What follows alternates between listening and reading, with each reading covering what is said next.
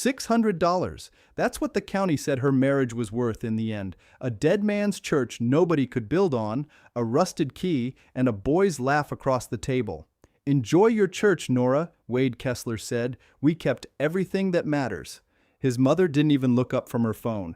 $280,000 in timber rights walked out that door with the Kesslers, and a condemned chapel walked out with Nora Pruitt. Nobody in that room knew a dead man had hidden something inside those walls worth more than the whole Kessler Ridge put together. Nobody knew a single pipe, sealed shut for over 100 years, was about to start breathing again. And then on her first night alone in that building, the floor started to sing. But before the singing, there was the folder on the table. Nora Pruitt was 24 years old when the mediator slid the folder across the table and said the old Kessler Chapel, deed value $600, was hers to keep. And Wade laughed before she'd even signed, "Enjoy your church, Nora. We kept everything that matters." The room smelled like burnt coffee and copy toner. Fluorescent lights buzzed over a folding table in the basement of the Mercer County Courthouse, the kind of room they used for custody hearings and small claims, because a marriage that lasted 3 years and ended over an affair didn't rate anything nicer. Wade sat across from her in a golf shirt that still had the fold creases from the store. Deborah Kessler sat beside him in a blazer the color of wet concrete, reading glasses pushed up into hair that never moved, not in wind, not in rain, not once in the 6 years Nora had known her. "The house stays with the family trust," the mediator said, not unkindly, just tired. He had a folder of his own, thick with Kessler land and timber letterhead. The truck, also trust property. Miss Pruitt retains her personal belongings, her vehicle title once it's paid off, and he flipped a page. The Cinder Hollow Chapel property, listed here as condemned structure, non-buildable lot, assessed value $600. "That old thing," Deborah said, like she was naming a stray dog somebody left on her porch. "Wade's grandfather's little hobby. We should have torn it down years ago." Wade leaned back in his chair. He had a way of leaning back that Nora used to find confident, back when she was 19 and he'd looked at her like she was something rare he'd found on a job site. Now it just looked like a man getting comfortable before he said something he'd enjoy. "Take the church, Nora," he said. "Real generous of us since Grandpa Emmett left it out of the trust anyway. County's had a lien notice on it since before Junie was born. Nobody's touched that place in years." "It's not buildable," Deborah added for the record, like she needed the mediator to write it down twice. "No road access permit, no septic. The furnace probably doesn't even run." Somebody in the hallway outside the glass door laughed. Not loud.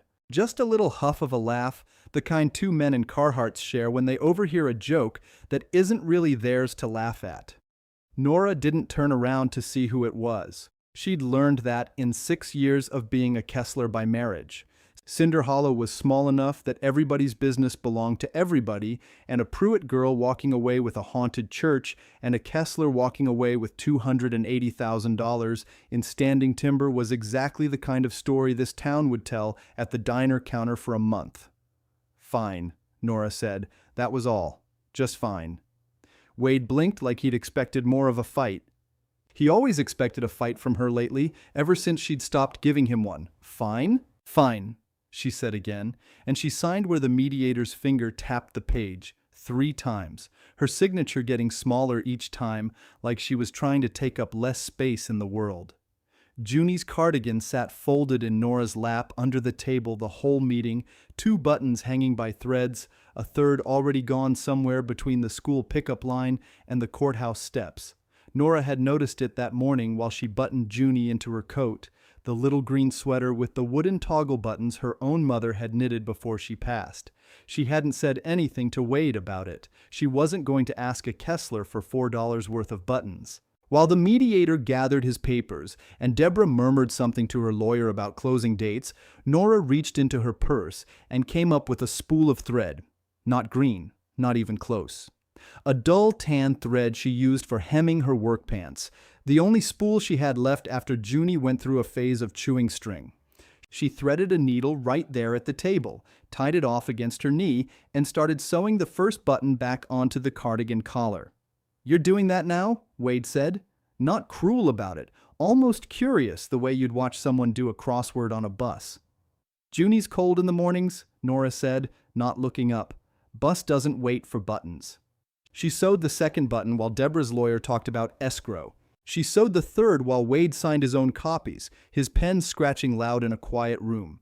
Mismatched thread on a green sweater, ugly as a scar, but it would hold. She didn't ask him for $4.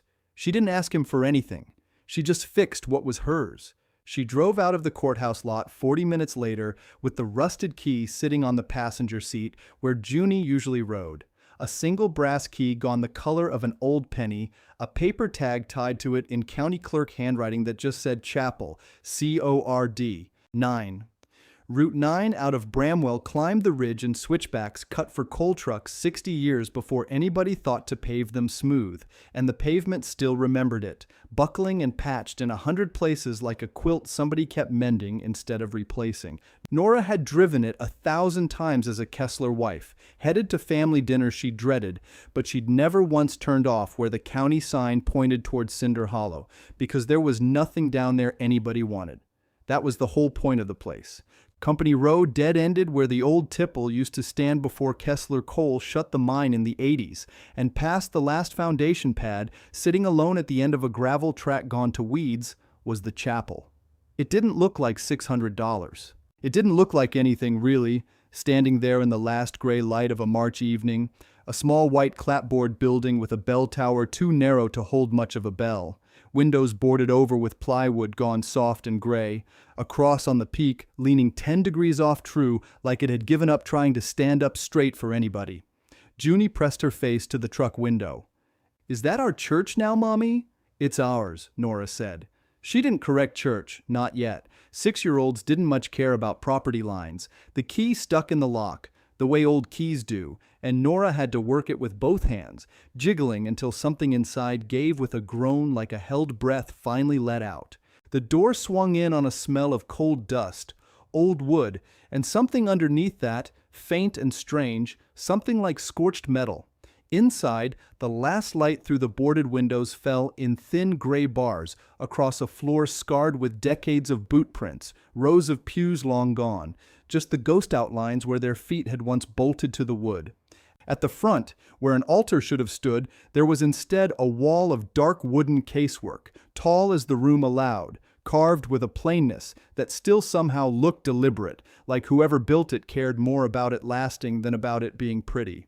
Nora didn't know yet that it was an organ. She only knew it looked like something somebody had loved. She found the furnace switch by the door where a janitor might have kept it, a breaker box gone green with age, and she flipped it more out of habit than hope. Somewhere under the floor something clicked, then groaned, then caught, a low mechanical shudder running up through the joist into the soles of her boots, and then the floor began to hum, not loud, a low note, round and full, rising up out of a rusted floor grate near where the altar would have stood. A chord that didn't sound like any furnace Nora had ever heard, warm and layered, like more than one voice was making it. Junie went very still, gripping a fold of Nora's coat sleeve in her small fist. "Mommy," she whispered, "why is the floor singing?" Nora didn't have an answer. She stood there in the dark with her daughter's hand in her coat and the rusted key still warm in her palm, and she listened to $600 worth of Condemned Church humming a chord she couldn't name, and for the first time all day, she wasn't thinking about Wade Kessler at all. She almost missed the carved letter in the cornerstone by the door on her way back out to the truck for their bags. A single N, cut deep into the granite block, old and weathered smooth. No name before it and no name after, like somebody had started something and never finished it, or finished it exactly on purpose. They slept that first night on a mattress dragged in from the truck bed, Junie curled against her side, the furnace ticking and humming somewhere below them in a rhythm that eventually felt less like a haunting and more like breathing. At first light, someone was standing outside the chapel door.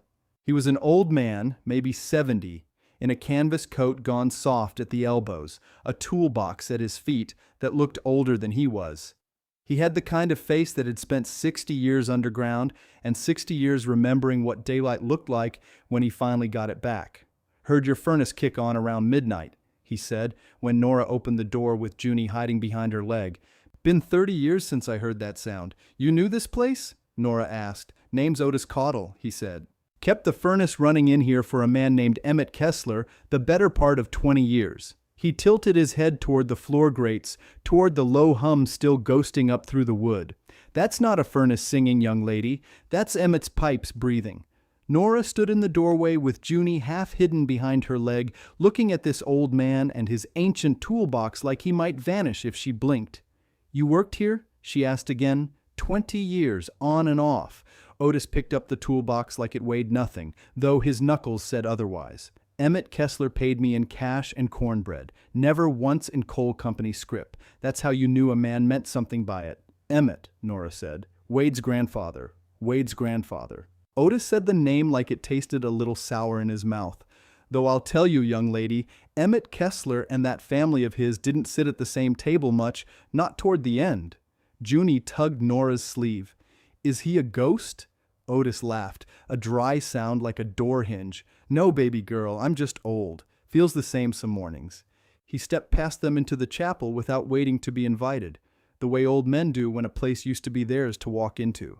He stopped at the center aisle, tilted his head toward the grate, listening to the hum, still rising up soft and steady. "Furnace hasn't run in 3 years," he said. "I know because I'm the one shut the gas off. County said condemned, I said fine, shut the valve, walked away." He looked at Nora. "You turned a breaker last night and it caught first try. That don't happen to old iron. Not unless somebody kept it oiled longer than they should have." "Somebody did keep it running," Nora said. "This morning. I just flipped a switch." "No." Otis shook his head slow. "That's not a furnace singing, and I told you that already. That's the pipes." He pointed at the tall wooden casework standing where an altar should have been. Dark wood, carved plain, silent and still in the gray morning light. "That's an organ, Miss Pruitt. Emmett built it himself. Every rank of it." Nora looked at the casework like she was seeing it for the first time, though she'd stood 2 feet from it the night before. "That's a pipe organ?" "Biggest secret in Cinder Hollow for 20 years, Otis said. "He built it out of what the mine threw away. Boiler tubing, water pipe, scrap tin. Man had an ear like nobody I ever met and hands to match it, and he spent every spare hour down here after his shift, cutting and soldering and voicing pipes by candlelight so nobody up at the house would ask what he was doing.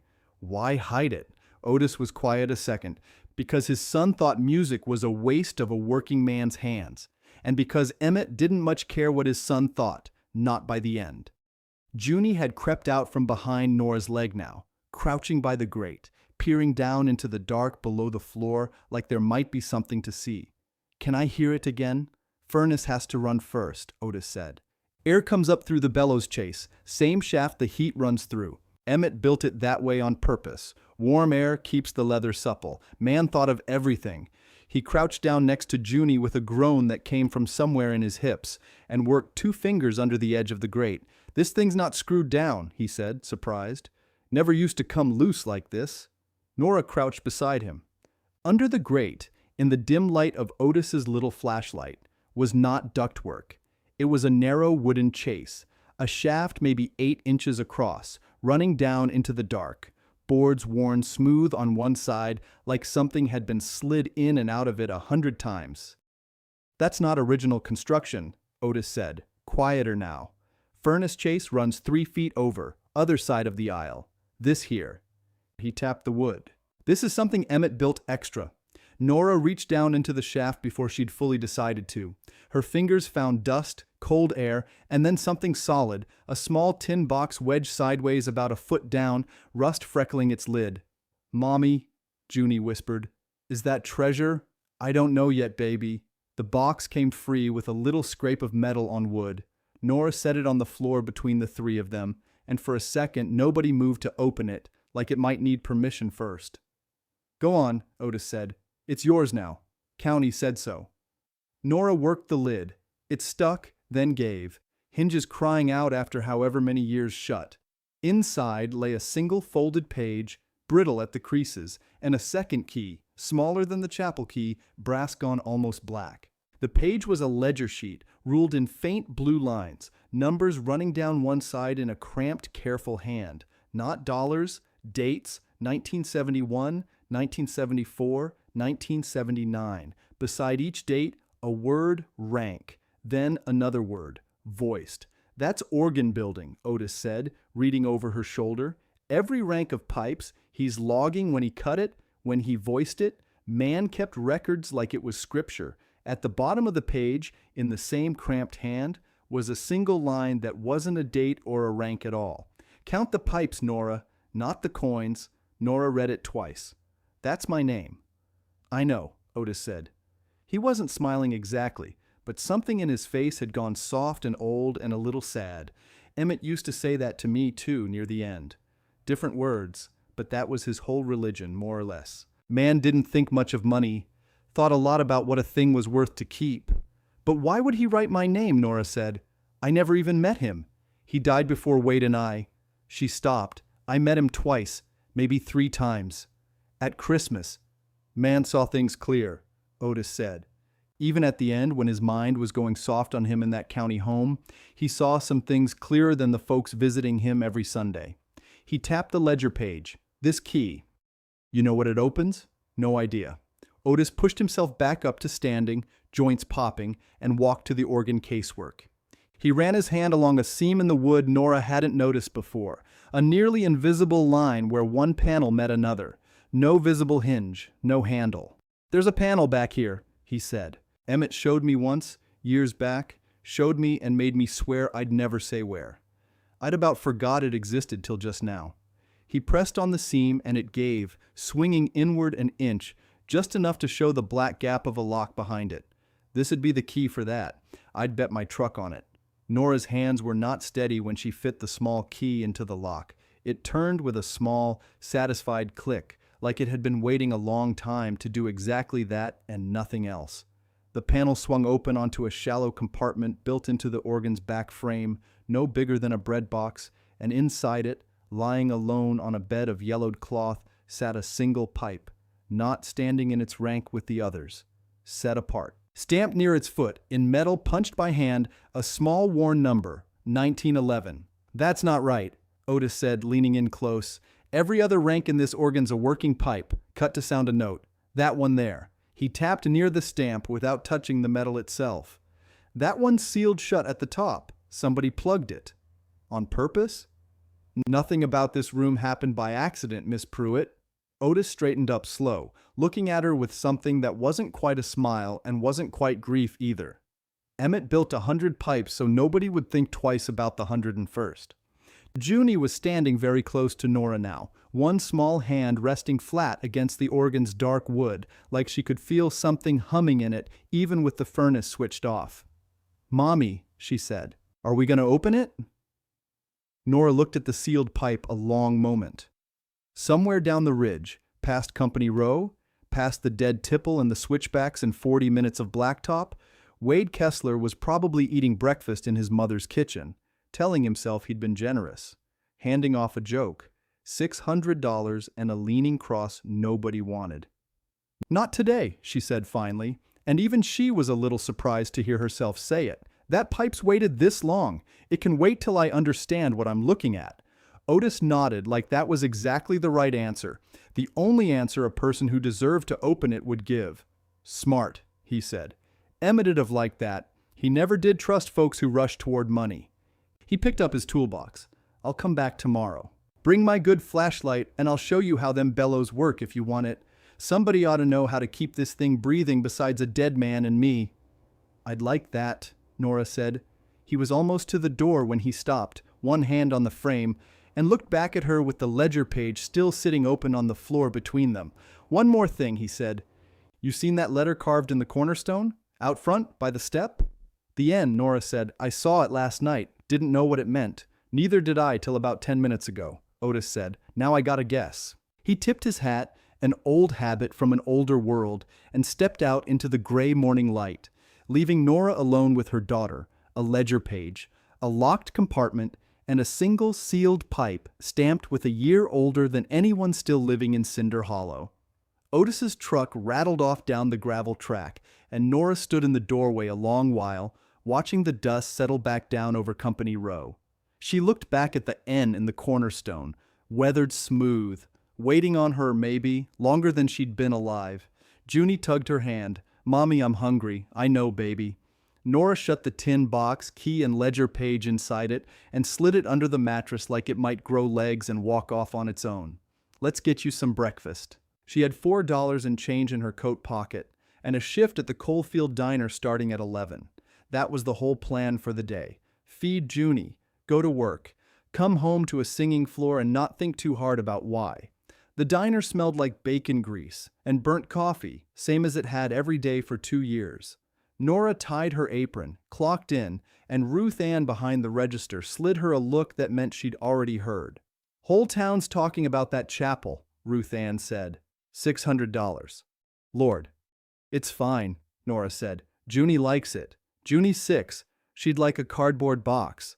Ruth Ann rang up a ticket. "You need anything, you ask me? I mean that. I know you do." Nora worked the grill till 3, pocketed $18 in tips, and drove back up the switchbacks with a bag of day-old rolls Ruth Ann wouldn't let her pay for. The sun was still up when she turned onto Company Row, and that was how she saw the car parked crooked at the end of the gravel track before she even reached the chapel. A black Lincoln, polished, out of place against the weeds like a diamond dropped in a coal bin. Deborah Kessler was standing at the chapel door in a cream coat, arms crossed, like she'd been waiting there just long enough to be annoyed about it. "There you are," Deborah said. "I was starting to wonder if you actually lived in this thing." Nora cut the engine. "Junie, stay in the truck a sec, okay, baby?" "Is that Grandma Deborah?" Junie whispered. "Not your grandma anymore, sweetheart. Just stay put." Nora walked up with the bag of rolls still in her hand. "Deborah, didn't expect you out here. Nobody expects to be out here." Deborah looked past her at the leaning cross, the boarded windows, the whole sad shape of the building, like it personally offended her. "I'll get right to it. I'm prepared to write you a check for $4,000. Today. For the deed." Nora blinked. $4,000 for $600 worth of condemned church. "Call it a kindness," Deborah said. "You've got a little girl. You don't need this hanging over you." "Funny," Nora said. "Wade called it a joke 2 weeks ago." Deborah's jaw tightened. Just barely. Things change. What changed? For a second, Deborah didn't answer, and Nora watched her decide how much to say, the way you watch somebody count out change they don't want to hand over. "We're closing on a development loan," Deborah said finally. $2.3 million, ridge access, timber rights, mineral rights, the whole tract around here. It closes in 5 days. She smoothed the front of her coat. "This little property sits right at the edge of the survey line. It's an eyesore in the paperwork. I'd rather it wasn't." "An eyesore," Nora repeated. "You know what I mean." "I don't actually." Nora shifted the bag of rolls to her other arm. $600 was worthless yesterday. Today it's $4,000. "That's a lot of change for an eyesore, Deborah." Deborah's smile went thin. "I'm trying to be generous." "You've never been generous with me in my life," Nora said, quiet, not unkind. "So I'm gonna guess this isn't about generosity." Behind her, the truck door creaked, and Junie climbed down despite what she'd been told, coming to stand half behind Nora's leg, staring up at Deborah with the flat, unblinking look only kids and juries manage. "Hi, Junie," Deborah said, her voice sliding into something sweeter, practiced. Junie didn't answer, she just looked. Deborah's smile flickered. She turned back to Nora. $4,000, Nora. Cash. I can have it wired by Thursday." "I'll think about it," Nora said, which wasn't a lie exactly. She'd think about it plenty. Don't think too long. Deborah pulled a business card from her coat pocket, held it out. Nora didn't take it, so she set it on the porch step instead, weighted down with a little stone like she'd planned for that too. "The offer's good through Friday. After that, it's not on the table." "What happens Friday?" "The loan closes," Deborah said. "After that, this becomes somebody else's problem to clean up. Might not be as friendly as I am." She turned and walked back to the Lincoln, heels catching in the gravel, and didn't look back once. Nora stood in the yard with the rolls going cold in the bag and Junie's hand slipping into hers. "Mommy," Junie said, "why does she want our church?" "I don't know yet, baby." Nora watched the taillights disappear down toward the paved road. "But I don't think it's because it's ugly." She didn't sleep well that night, turning Deborah's number over in her head. $2.3 million, a survey line that ran right past the chapel's front step. An eyesore in the paperwork, worth $4,000 this week and worth nothing at all last month. None of it sat right, and Nora had learned a long time ago, cooking eggs for men who lied to their wives across the counter, that the story people told fastest was usually the one covering something up. Otis showed up 2 mornings later with his good flashlight and a thermos of coffee, exactly like he'd promised, and Nora told him about the Lincoln and the $4,000 before he'd even set his toolbox down. Otis went still. She offered you money. $4,000 for a $600 chapel. That's not a kindness, Otis said. That's a woman covering herself. I told her the same thing, near enough. Deborah Kessler don't spend $4,000 on anything she can't turn into $40,000. Otis set the thermos down on a pew stub, slow, like his hands needed the time to think along with the rest of him. You said a loan. $2.3 million, that's what she said. On what collateral? The ridge, timber rights, mineral rights. The whole tract, she said, all around here. Otis was quiet a long moment, looking at the floor grate, at the dark casework standing where an altar used to be. Miss Pruitt, how many acres you figure this chapel sits on? I don't know. County paper just said the parcel. Emmett used to talk about 40 acres, Otis said, back before the mine shut. Said his daddy carved it out of the Kessler land clean, way back, deeded separate on account of it being church ground. I always figured that was old man talk, preacher's pride. You think it's real? I think a woman doesn't drive a Lincoln up switchbacks built for coal trucks to offer $4,000 for something she believes is worthless. Otis picked his flashlight back up. I think we ought to look a little harder at what Emmett left you before Friday gets here. Nora felt something cold and clear settle in her chest, the way it does right before you understand a thing you've been circling for days. The ledger, she said. Count the pipes, not the coins. That's what I'm thinking. You said there's 100 ranks in that organ. 101, near as I ever counted, working alongside Emmett, Otis said. One of 'em sealed shut. Stamped 1911, sitting in a compartment nobody but him and me ever knew existed. He looked at her steady. Man didn't hide a pipe for 20 years because it plays a pretty note, Miss Pruitt. He hid it because of what's inside it. Junie had wandered close again, crouching by the grate the way she did every morning now, palm flat on the floor like she could feel the furnace thinking before it ever caught. Are we going to open the secret one? She asked. The one Otis showed us? Nora looked at Otis. Otis looked back at her, and neither one of them said anything for a second, because both of them understood, without saying it out loud, that once that pipe came open, there wouldn't be any quiet way to close it back up again. Not this morning, Nora said finally. But soon, baby, real soon. Otis nodded slow, like a man watching a fuse he'd lit a long time ago finally start to burn down toward the end of it. 4 days, he said. That's what we got before that loan closes. 4 days, Nora said, and for the first time since the mediator's folder had slid across that table 2 weeks back, she didn't feel like the joke in the room. She felt like the only one who knew where the punchline was actually headed. That night, after Junie was fed and half asleep on a quilt by the furnace grate, Nora and Otis went back to the sealed pipe. Otis had brought pliers this time, and a rag, and he moved slow, like a man handling something that might still be alive. You sure? He said. Once it's open, it's open. I'm sure, Nora said. The cap at the pipe's crown had been soldered shut. Old solder, gone brittle with age. Otis worked it loose with the edge of a screwdriver. Careful, patient, until it popped free and rolled onto the floorboards with a small tinny sound. Inside, rolled tight and yellowed, was a single page. Nora's hand shook when she pulled it free. She unrolled it flat on the organ bench, and Otis held his flashlight steady over it. It was a deed. Old typeface, county seal stamped faint in one corner, a legal description of land running in courses and distances Nora couldn't follow. 40 acres. The chapel parcel, and more besides. Timber, mineral rights. Below the legal language, in Emmett's same cramped hand, was a note clipped to the page with a rusted paperclip. Nora read it out loud because her voice needed to hear it as much as her eyes did. I, Emmett Kessler, being of sound mind, name Nora as trustee of this parcel and all its rights, to hold in trust, not to sell, not to divide, until she understands what it's worth to keep. She stopped. Otis. This is dated 1998. Otis leaned in, squinting at the date himself. I was 5 years old in 1998, Nora said. I didn't meet Wade till I was 17. I know it, Otis said, quiet. Then how does a dead man name me trustee of anything 8 years before I ever set foot in this family?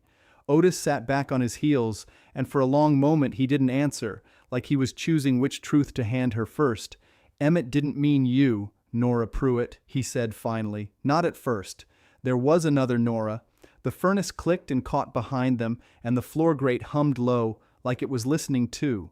Emmett's wife, Otis said, Nora Kessler, died before you were born. This land was hers, brought into the marriage, kept separate on paper her whole life, and when she passed, Emmett swore he'd never let it get folded into the company. Wrote it into a trust instead. Named it for her. Nora's throat went tight. So the N on the cornerstone, her initial, not yours. Otis looked at her steady. Except a trust needs a living trustee, Miss Pruitt, and years ago Emmett changed that name, struck out Nora Kessler, wrote in Nora Pruitt, before you ever married Wade. That's not possible. I watched him do it, Otis said. Didn't understand it myself till just now. Man used to ask about you before he'd ever laid eyes on you. Asked Wade's father who the girl at the feed store was, the one always giving her lunch money to other folks' kids. Asked around Cinder Hollow like he was doing research on somebody. Otis shook his head slow. I always figured it was an old man being nosy. I think now he was picking you. Picking me for what? For this, Otis said, and set his hand flat on the deed page. He didn't want his land going to people who'd sell the ridge for a loan. He wanted it going to somebody who'd know what a thing was worth to keep. Sounds like he decided that was you a long time before Wade ever did. Nora sat very still, the flashlight throwing long shadows up the organ pipes, Junie's small breathing steady behind her on the quilt. This is worth a fortune, she said finally, isn't it? Not the organ, this. 40 acres, mineral rights, timber rights, sitting right in the middle of Deborah's survey line. I'd guess so, Otis said, but a guess don't hold up in a courthouse. We need somebody who can say this hand is Emmett's hand. This seal's a real seal, and this page was filed proper back when it says it was filed. Filed where? County Recorder's Office keeps old plat books going back 100 years, Otis said. There's a woman used to run that office, name of Sylvia Boggs. Retired now, but she'd know Emmett's filings better than anybody living. If this deed's real, there's a shadow of it somewhere in her old books, even if the company never wanted anybody looking. Would she talk to us? She might, Otis said. For $20 in gas money and a decent cup of coffee, she'd talk to the devil himself, if the devil brought good coffee. Nora almost laughed. It felt strange in her chest, like a muscle she hadn't used in weeks. Headlights swept across the boarded windows before either of them could say another word, cutting white bars through the dark, and Otis went still, listening. That's not Deborah's Lincoln, he said. It was Wade's truck. Nora knew the sound of that engine the way you know a voice through a wall, and she folded the deed fast, back into its rolled shape, and pressed it into Otis's hands. Take this, she said, please. Otis pocketed it inside his coat without a word, and Nora was on her feet and at the door before Wade had even cut the engine. He got out slow, unsteady in a way that wasn't quite drunk, more like a man who'd had a long bad day and driven straight through it without stopping to think. Nora. He stood in the yard, hands in his pockets. We need to talk. It's late, Wade. Junie's asleep. I know. I'm sorry. I wouldn't have come, but... He stopped, looked back toward his truck like it might answer for him. Mom's in trouble. Real trouble. Not the kind she's telling people about. What kind of trouble? The equipment's leveraged too, Wade said. Not just the ridge. She put up 2 of the log skidders and the processing yard against this loan. If it doesn't close Friday, the bank pulls everything. Not just the timber deal, the whole company. He rubbed his face with one hand. 12 men work for us, Nora, not counting me and Mom. And you're telling me this because? Because I need you to sign whatever paper she's got, Wade said. The 4,000. Take it, please. I know I laughed at you at that table. I know how it looked. His voice cracked, just slightly, right at the edge. But there's people's jobs in this now. Not just Mom being greedy. Nora looked at him a long moment. This boy she'd married at 17, who used to make her laugh in the school parking lot before either of them knew what any of it would cost. "Wade," she said, "did you know this chapel sits on 40 acres your family never actually owned?" Wade blinked. "What?"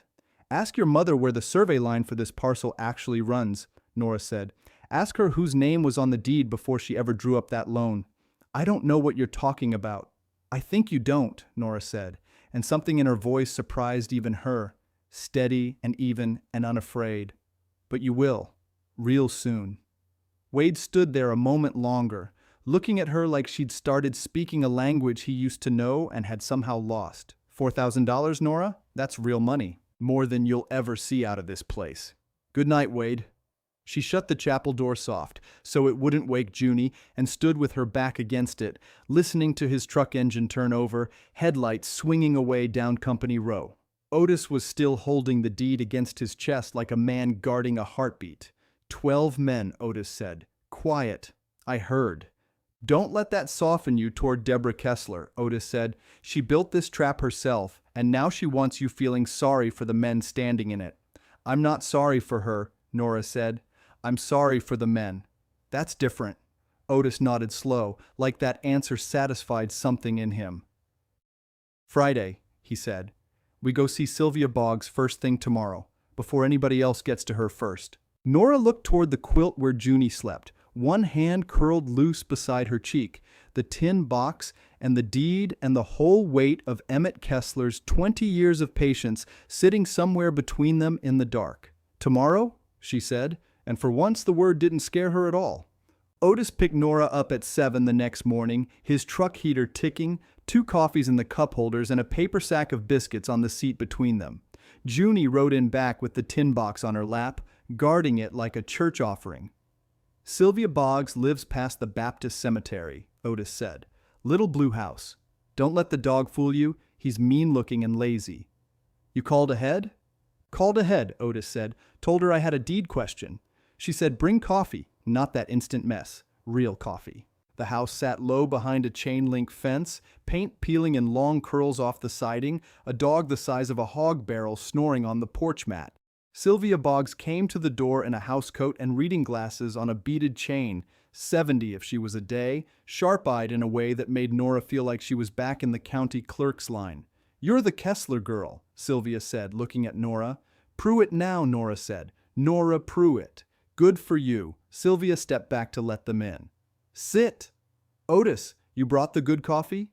Dark roast, ground this morning. Then you can stay. The kitchen smelled like bacon grease and old paper.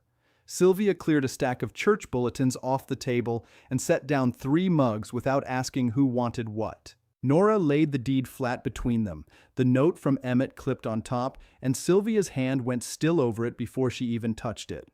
Where'd this come from? Sylvia said. Sealed inside an organ pipe, Nora said. Emmett Kessler's chapel. Sylvia picked up her glasses, pushed them up her nose, and read for a long minute without a word. Junie sat very still on the bench beside Nora, watching the old woman's face the way she watched Otis's flashlight, waiting for something to happen. That's Emmett's hand, Sylvia said finally. I'd know it anywhere. Man dotted his E's like he was stabbing something. She tapped the county seal stamp. That's a real recorder's stamp too. 1998. I was still running that office in 98. So it's real, Nora said. The document's real. Sylvia set her glasses down slow. Whether it's recorded is a different question. What do you mean? A deed can be signed, sealed, notarized, true as gospel, Sylvia said, and still never make it into the county book. Recording takes filing. Filing takes a clerk willing to log it. She looked at Otis. You remember who ran that office before me? Harlan Vess, Otis said. Harlan Vess, Sylvia said, who golfed with Roy Kessler every Sunday of his life. Roy being Emmett's son, Wade's daddy. Nora felt the floor tilt a little under that name. You're saying somebody buried it. I'm saying Emmett came in here in 98, Sylvia said, wanting this filed quiet, no announcement, and Harlan told him the book was backed up 8 months and he'd get to it. Emmett didn't trust that answer. Man came back a week later and asked me instead, off the books, would I keep a copy safe in case his filing walked off somewhere. She got up, slow on her knees, and pulled a metal box down from a hall closet, blowing dust off the lid before she set it on the table. I kept my word. Inside was a single carbon copy, faded but legible, matching the page in front of them line for line. He knew, Nora said quiet.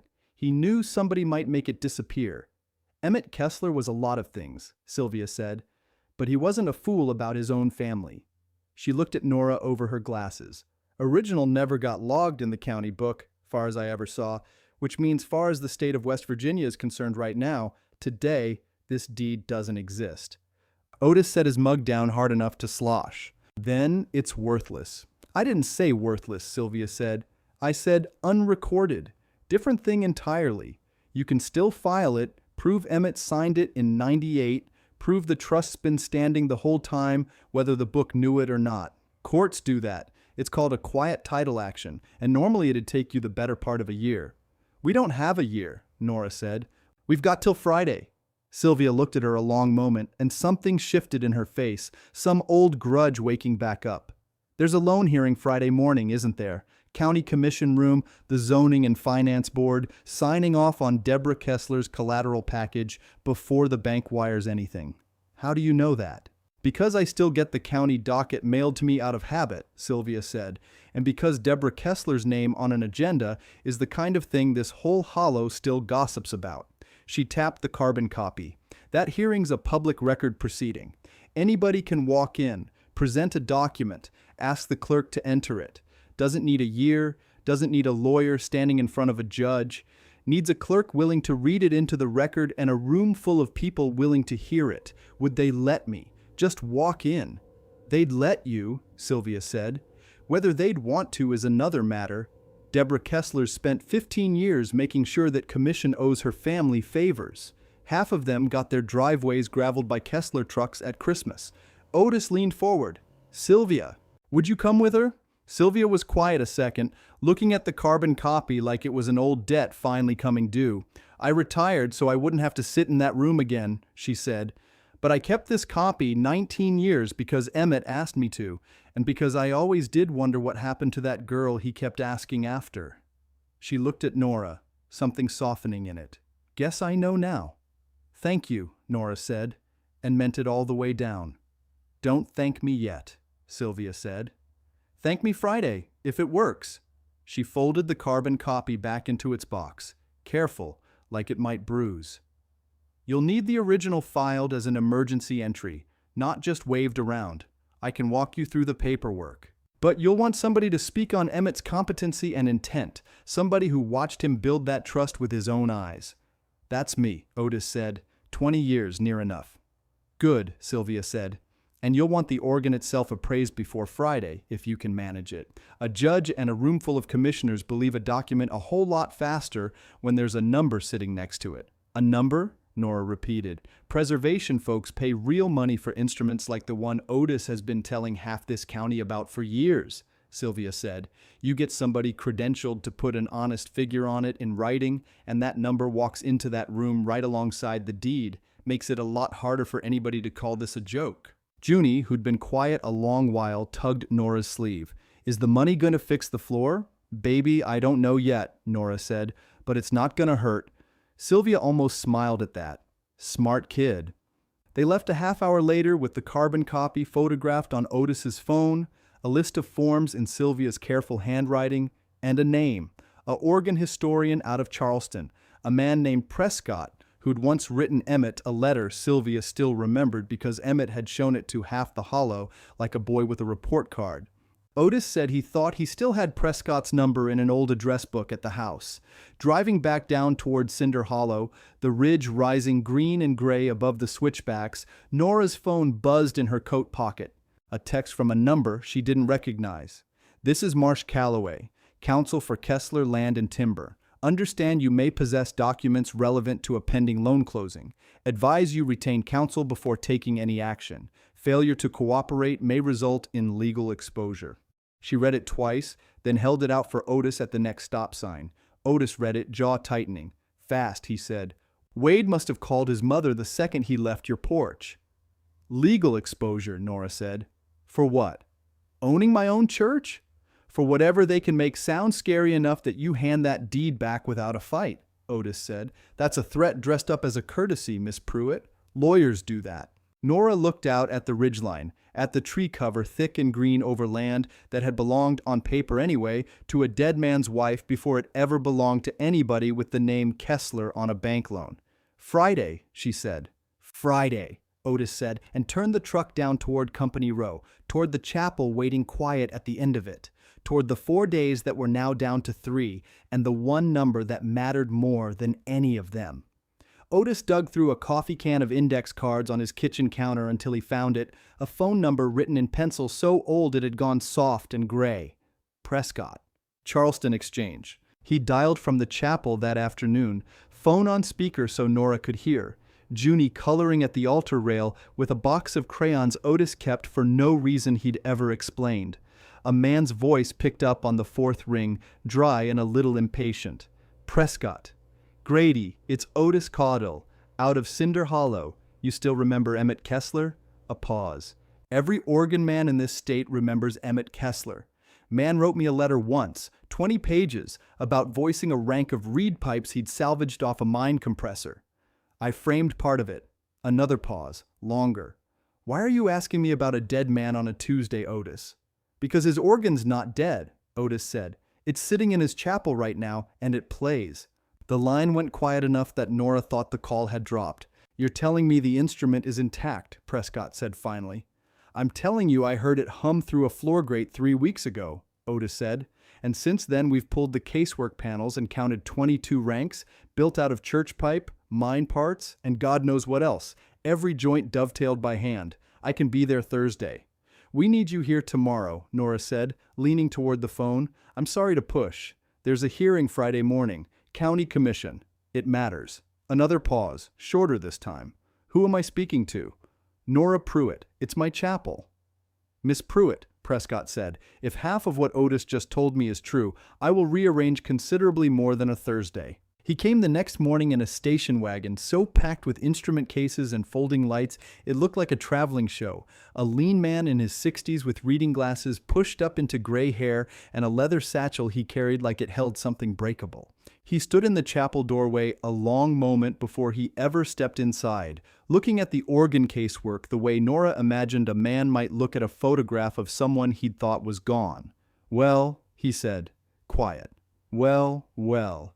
He worked for 2 hours without saying much, running gloved fingers along pipe mouths, cranking the bellows lever Otis showed him, pulling stops one at a time and listening to each note die out under the rafters. Junie sat on the front pew and watched him like he was performing a magic trick, slow and serious. This one's flat, Prescott muttered at one point, tapping a small metal pipe near the top rank.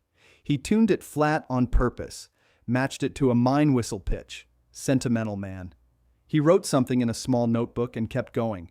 Nora and Otis stood back by the door, not talking, letting him work. When he finally straightened up and pulled his glasses down off his hair, his face had gone still in a way Nora hadn't seen on anybody since the day the mediator slid that folder across the table.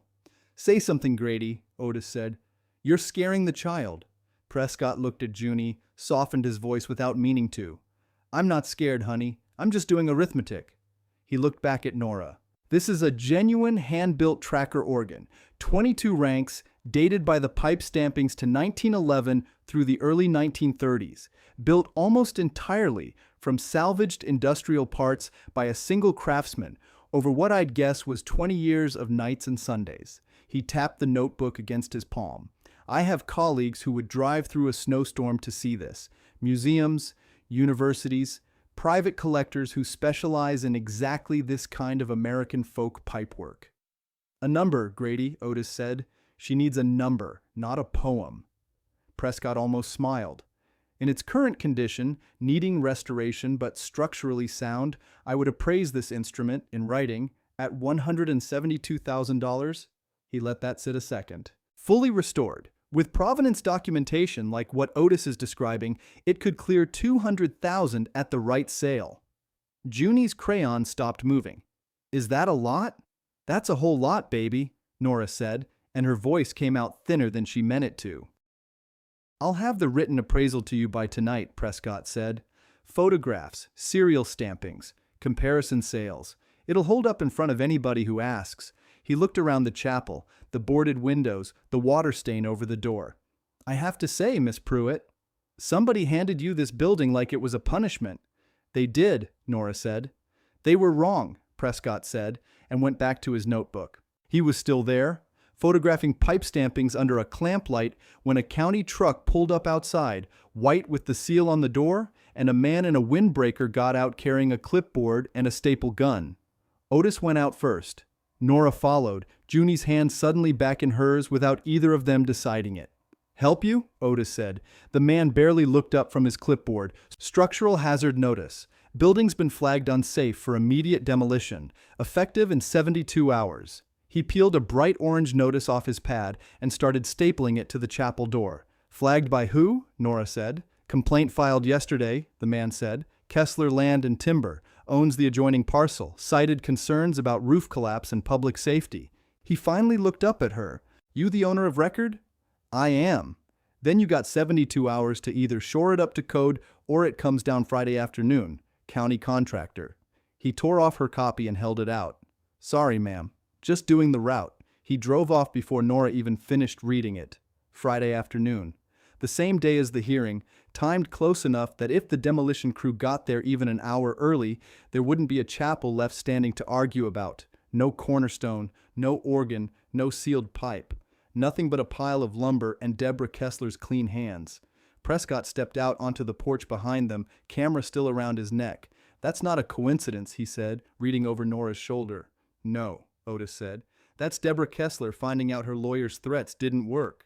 Nora folded the orange notice, hands steady even though nothing else in her felt steady at all.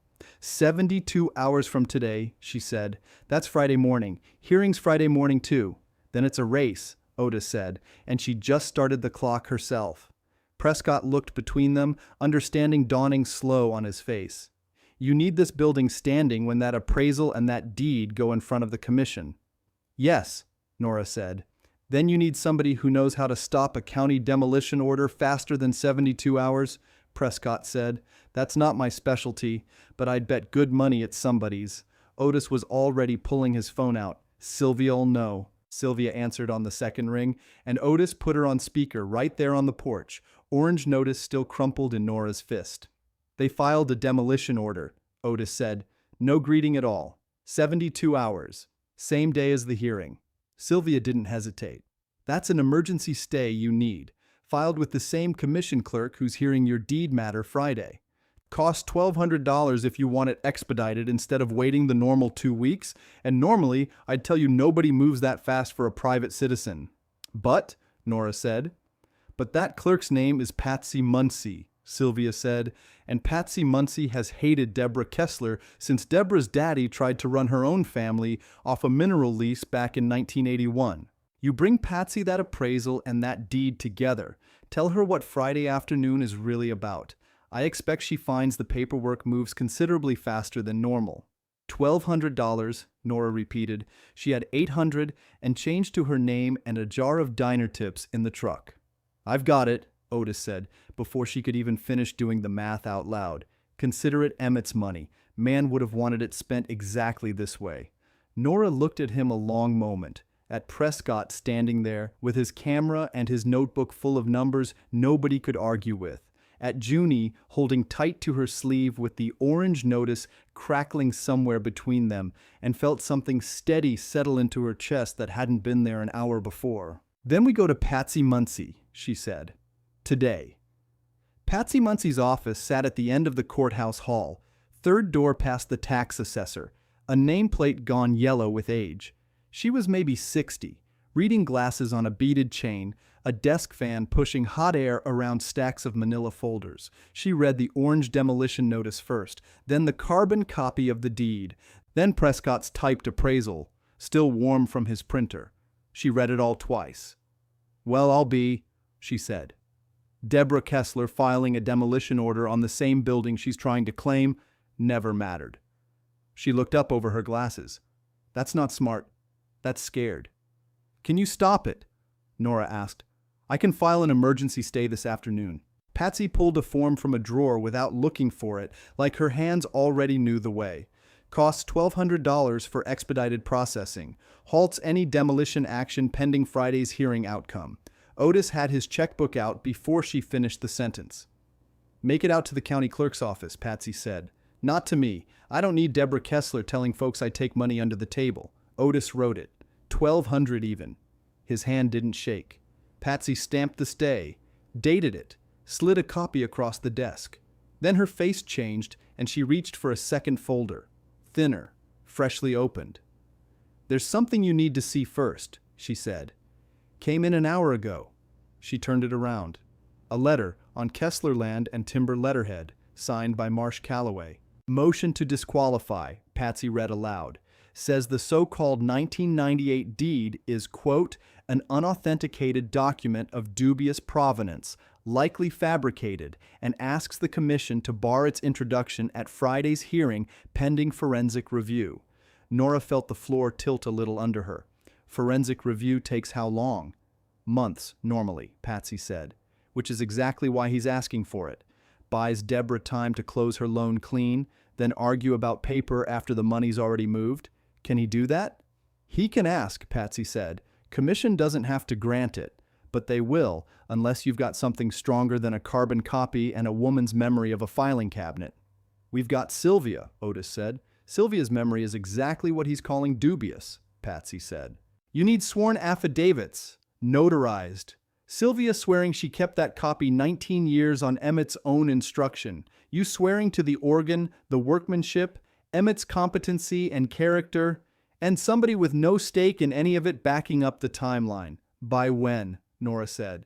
End of day Wednesday, Patsy said. Commission clerk needs everything filed and stamped before Friday's docket closes, or it doesn't get read into record at all. Doesn't matter how true it is. Nora looked at the stay in her hand, at the motion sitting there next to it like a hand reaching back across the table. Then we've got 2 days to get sworn statements from 3 people. 3 people and a notary, Patsy said. I can notarize Sylvia's and Otis's myself, save you the trip. You'll need Prescott's appraisal sworn too, not just typed up on his letterhead. Judges like their numbers under oath. I'll call him tonight, Otis said. Patsy took her glasses off, folded them, looked at Nora a long moment. Can I ask you something, honey? Go ahead. Why do you think Deborah's fighting this hard over a building she called worthless 5 days ago? Nora thought about it. Because it's not worthless. Because she knew it wasn't the whole time. That's part of it, Patsy said. But I've watched Deborah Kessler run this county's paper for 15 years. She doesn't panic over paperwork. She panics over money she's already spent. She tapped the motion. Man like Calloway doesn't draft an emergency filing this fast for a client with room to breathe. My guess that $2.3 million isn't sitting in the bank waiting on the ridge as collateral. My guess is some of it's already gone out the door, and Friday's hearing is the only thing standing between her and creditors finding out. Otis went still. You think she's overextended. I think a woman with money to spare doesn't come after a $600 chapel with a demolition crew and a lawyer inside 48 hours, Patsy said. That's not strategy.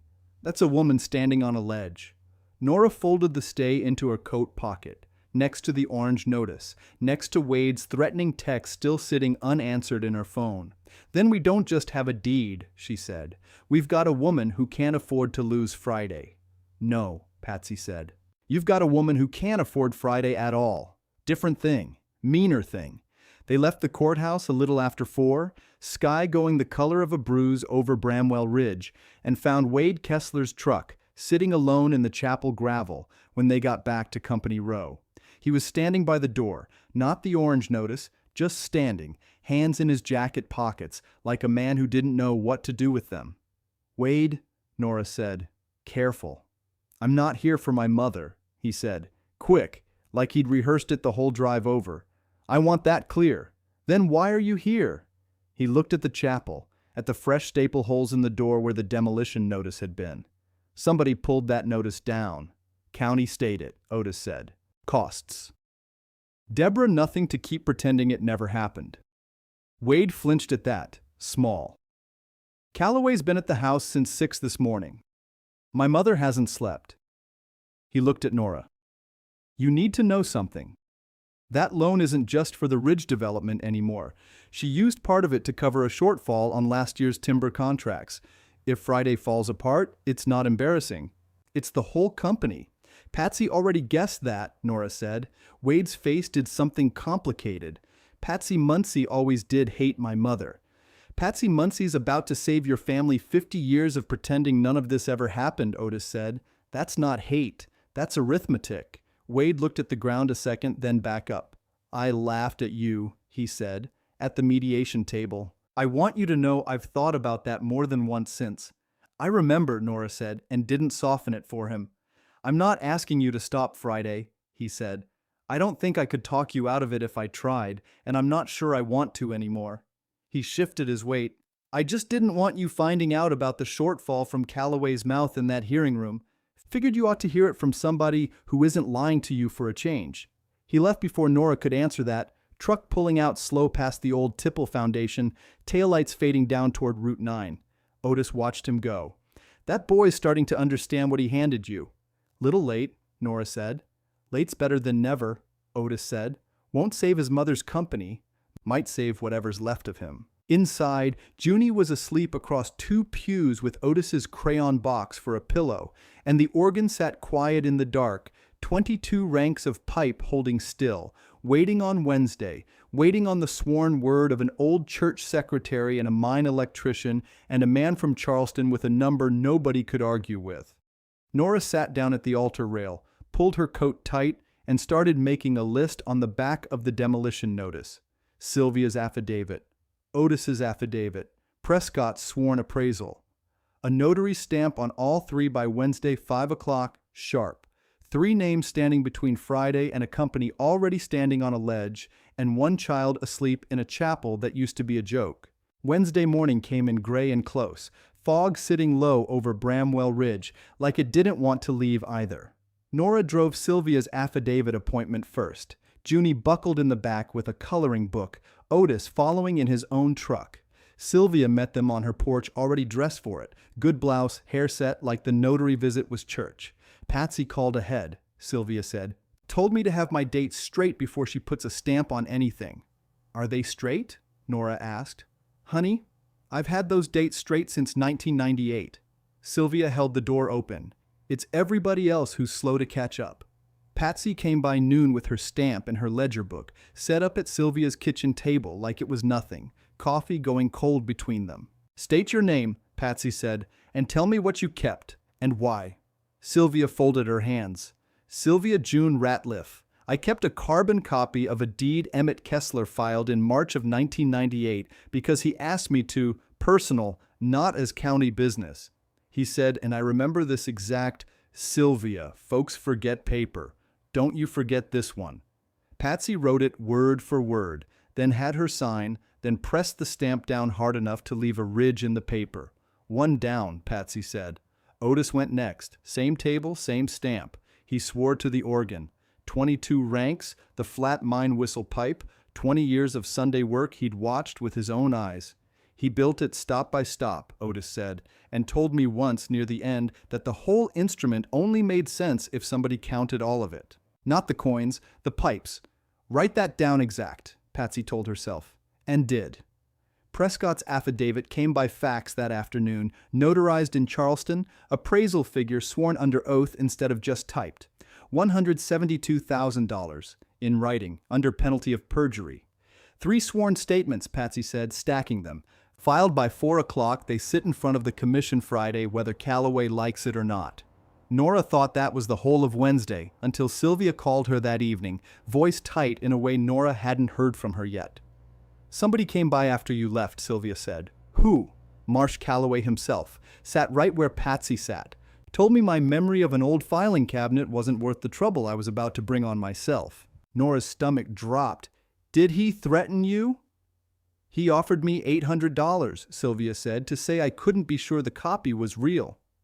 Cash, today, if I called Patsy back and asked to withdraw my statement. What did you tell him? I told him I'd been keeping the county's secrets longer than he's been shaving, Sylvia said. Then I told him to get off my porch before I called my nephew, who's a deputy. Nora sat down hard on the chapel steps, phone pressed tight to her ear. Sylvia, that's evidence. That's him trying to buy off a witness. I know exactly what it is, honey. I wrote down the time he came and the exact number he offered before I even shut the door behind him. Sylvia's voice had gone flat and pleased with itself. $800. I've got it in my kitchen notebook next to my grocery list. Otis, standing close enough to hear, let out a short laugh with no humor in it at all. Man just handed us Friday on a plate. Patsy needs to know tonight, Nora said. Already told her, Sylvia said. She said, and I quote, "Tell Nora Pruitt that's not just witness tampering, that's Deborah Kessler's lawyer confirming under his own hand there's something in that filing cabinet worth $800 to make disappear." Nora looked over at the chapel, dark against the fog, organ pipes silent behind boarded glass. How much bigger does this get before Friday? However big it needs to, Otis said. Every time that woman pushes, she leaves another handprint. Thursday brought its own trouble, though this one arrived by mail instead of by lawyer. A thin envelope, county return address, sitting in Nora's mailbox at the trailer she still hadn't fully moved out of. She opened it standing in the yard, Junie already in the truck, waiting for the diner shift that never quite ended for her. Notice of tax reassessment. The chapel's assessed value, previously $600, corrected upward pending review to reflect improvements and equipment discovered on the property. New assessed value, $180,000. New tax bill due within 30 days, $4,200. Nora read it twice, standing in the gravel, cold going through her that had nothing to do with the weather. She called Otis before she even got in the truck. "They're taxing me on the organ," she said. "Somebody at the assessor's office already knows what's inside that chapel." "Word travels," Otis said. Prescott's appraisal went to the commission clerk. Assessor's office sits 2 doors down from Patsy. Doesn't take much. I don't have $4,000, Otis. You don't have to have it in 30 days, Otis said. You have to have it by whenever the county actually comes collecting, and Patsy'll tell you that's a slower clock than they're printing on that notice. It still means somebody wants me scared before Friday. Then somebody's succeeding a little, Otis said. And you call Patsy anyway, because I'd bet you $1 this reassessment came from the same office Deborah's been leaning on all week. Patsy confirmed it inside the hour, blunt as always. Deborah Kessler's cousin sits on the county reassessment board. Doesn't take much imagination. Can she do that? Tax me into losing it before the hearing even happens? She can try, Patsy said. But a reassessment isn't a lien, and it isn't due before Friday. It's meant to scare you, not to actually collect anything yet. She's trying every door in this courthouse at once. That tells me she's not just worried. She's out of good options. Nora hung up and stood a minute in the chapel doorway, tax notice in one hand, the folder of sworn affidavits in the other. Junie was inside at the pews, humming along under her breath while Otis worked the bellows lever, coaxing one low note out of the pipe rank nearest the altar, over and over, patient, like he was teaching the building to speak again. "Mama," Junie said, "is the singing floor gonna get took away?" Nora crouched down in front of her. "No, baby. Nobody's taking anything away Friday except what was never really theirs to begin with." Junie considered that with the total seriousness only a 6-year-old could manage. "Good," she said, "because I like when it hums." Otis pulled the lever again, and the pipe answered low and steady, filling the chapel up to the rafters. "That's the sound of a man who built something nobody could tax him out of," Otis said. "Not really. Not the part that matters." Nora folded the reassessment notice into her coat pocket, next to the demolition stay, next to Wade's unanswered texts, a stack of paper getting heavier every day, and looked toward Friday like it was still 2 mountains away instead of 1. 2 more days, she said. 2 more days, Otis agreed, and then we find out exactly how much Deborah Kessler already knows she's about to lose. Friday came up gray behind Bramwell Ridge, same as every morning that week, except this one had a courthouse waiting at the bottom of it. Nora dressed careful. Diner shirt left folded in a drawer. She wore the navy dress she'd worn to file for divorce, because it was the only thing she owned that looked like it belonged in a hearing room.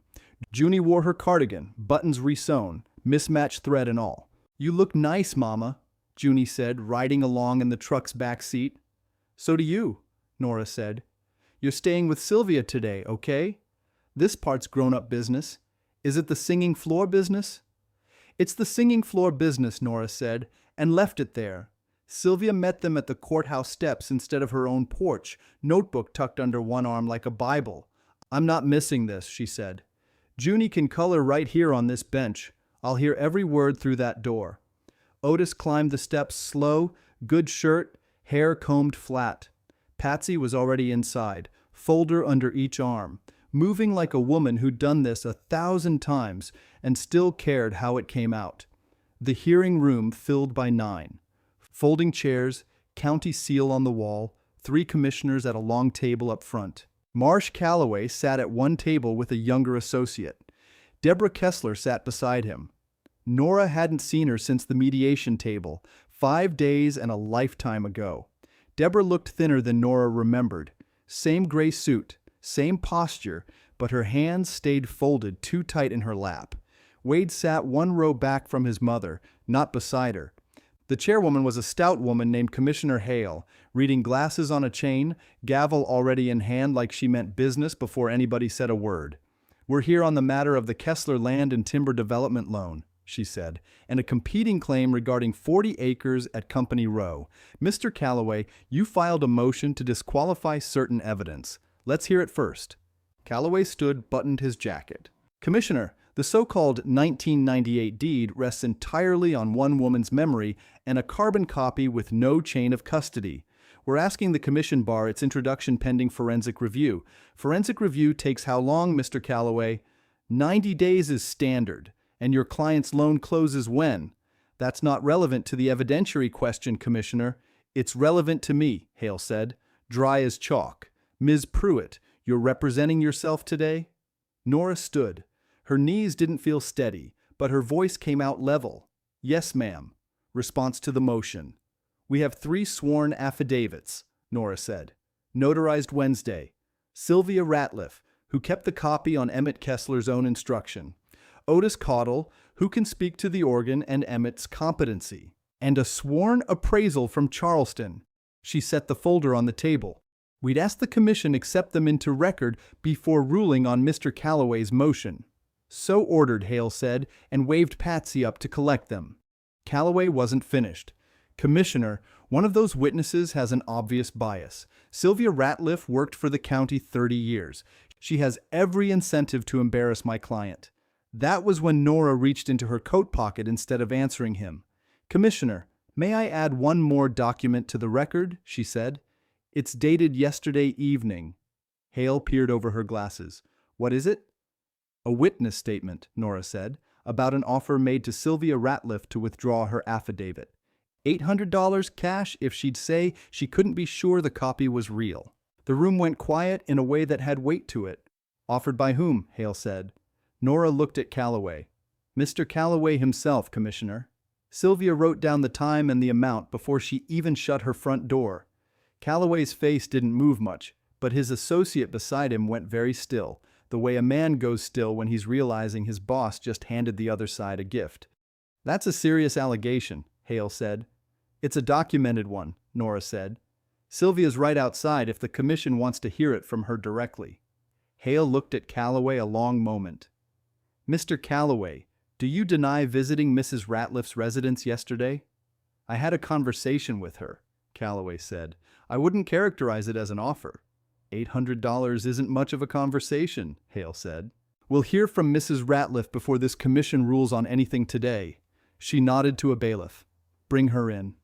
Sylvia walked up the aisle with her notebook already open, sat where they told her, and swore her name into a microphone like she'd been waiting her whole life for the chance. "Mrs. Ratliff," Hale said, "tell the commission what happened on your porch Wednesday evening." "Marsh Calloway sat in my kitchen," Sylvia said, "and offered me $800 to say I couldn't trust my own memory. I told him I've been keeping this county's secret since before he could shave, and I wrote his offer down word for word before I shut the door on him." She held up the notebook. "Grocery lists right under it. If the commission wants proof, I keep an honest ledger." A ripple of something close to laughter went through the room, quick and low, gone as fast as it came. Hale didn't smile, but her mouth twitched. "Thank you, Mrs. Ratliff," Hale said. "Mr. Calloway, the commission takes a dim view of witness tampering. That conduct will be noted separately from today's ruling, and I'd remind you a state bar complaint isn't off the table." Calloway sat down without another word. Beside him, Deborah's folded hands had gone white at the knuckles. Hale turned back to the room. Given the sworn affidavits now in record, and given the conduct just described, this commission denies the motion to disqualify. The 1998 deed reference stands as evidence subject to authentication. Nora heard Otis let a breath out behind her, slow, like he'd been holding it since Wednesday. "We'll take a 15-minute recess," Hale said, before hearing testimony on the deed itself and its bearing on the loan collateral. Chairs scraped. Voices rose up around the room, low and urgent, the sound of a story changing shape in real time. Deborah didn't get up right away. She sat very still, staring at the folder on the commissioner's table like it might rearrange itself if she looked hard enough. Wade leaned forward from the row behind her. Nora couldn't hear what he said, just saw his mother's shoulders stiffen, saw her shake her head once, sharp. Out in the hallway, Sylvia found Nora first, notebook still clutched tight. "Did you see her face?" Sylvia said. "That woman's been running this county's land for 15 years, and I've never once seen her sit that still." "She knows what's coming," Otis said. Patsy came out behind them, folder under her arm, satisfaction sitting plain on her face for the first time all week. "Commission just told Marsh Calloway in open session that he tried to buy off a witness," she said. "That's not a hearing anymore. That's a man watching his own case burn down around him." "It's not over," Nora said. "She's got 15 minutes to figure something out." "She's had 5 days," Patsy said. 15 minutes isn't going to find her a new argument." Through the prop door, Nora could see Deborah still seated, Calloway leaning close to her now, talking fast, low, both hands moving. Whatever he was telling her, she wasn't nodding along with it. Junie tugged at Nora's sleeve from the bench where Sylvia had set her with a coloring book. "Mama, is it almost the singing part?" Nora crouched down to her. "Almost, baby. Are we gonna win?" Nora looked back through the doorway, at Deborah Kessler sitting rigid under the county seal, at Wade watching his mother like he didn't recognize her anymore, at Otis standing tall in his good shirt, with 20 years of Sunday mornings behind his eyes. "We already brought the truth in the room," Nora said. "Now we just have to let them hear it." The bailiff called the room back to order a few minutes later, and Nora stood, smoothed her dress, and walked back in to find out exactly what the next 15 minutes had cost Deborah Kessler. Hale's gavel came down twice, sharp, and the hallway noise folded itself back into silence. Nora walked to her seat, feeling the whole room watching her sit down. "We'll hear from the witness who worked alongside Emmett Kessler," Hale said. "Mr. Caudle, you're sworn already. Take the stand." Otis walked up slow, settled into the chair like it might not hold him, and folded his hands. Calloway stood first. "Mr. Caudle, how old was Emmett Kessler when he supposedly built this organ?" "Started around 60, finished it near 81. Isn't it possible a man that age wasn't fully aware of what he was signing, if he signed anything at all?" Otis looked at him like he'd asked if water was wet. "You ever tuned 22 ranks of pipe by ear, Mr. Calloway?" "That's not the question." "It's the answer," Otis said. "A man confused doesn't voice a mixture. Stop 3 cents sharp and catch it himself. Emmett caught things I couldn't hear till he pointed them out. Sharpest mind on that ridge, right to the end. That's your opinion." "It's 20 years of Tuesday mornings," Otis said. "I was there for every one of them." Hale made a note. "Anything further, Mr. Calloway?" No further questions. Otis stepped down, and Patsy stood before Hale, even called for her.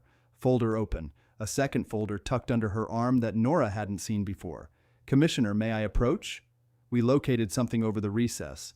Hale waved her up. Patsy set both folders down. "The affidavit copy came from Sylvia Ratliff's Carbon," Patsy said. "But the clerk of court's basement holds original deed books going back to 1889. I sent a runner during recess. We found it." The room shifted, chairs creaking all at once. "Found what?" Hale said.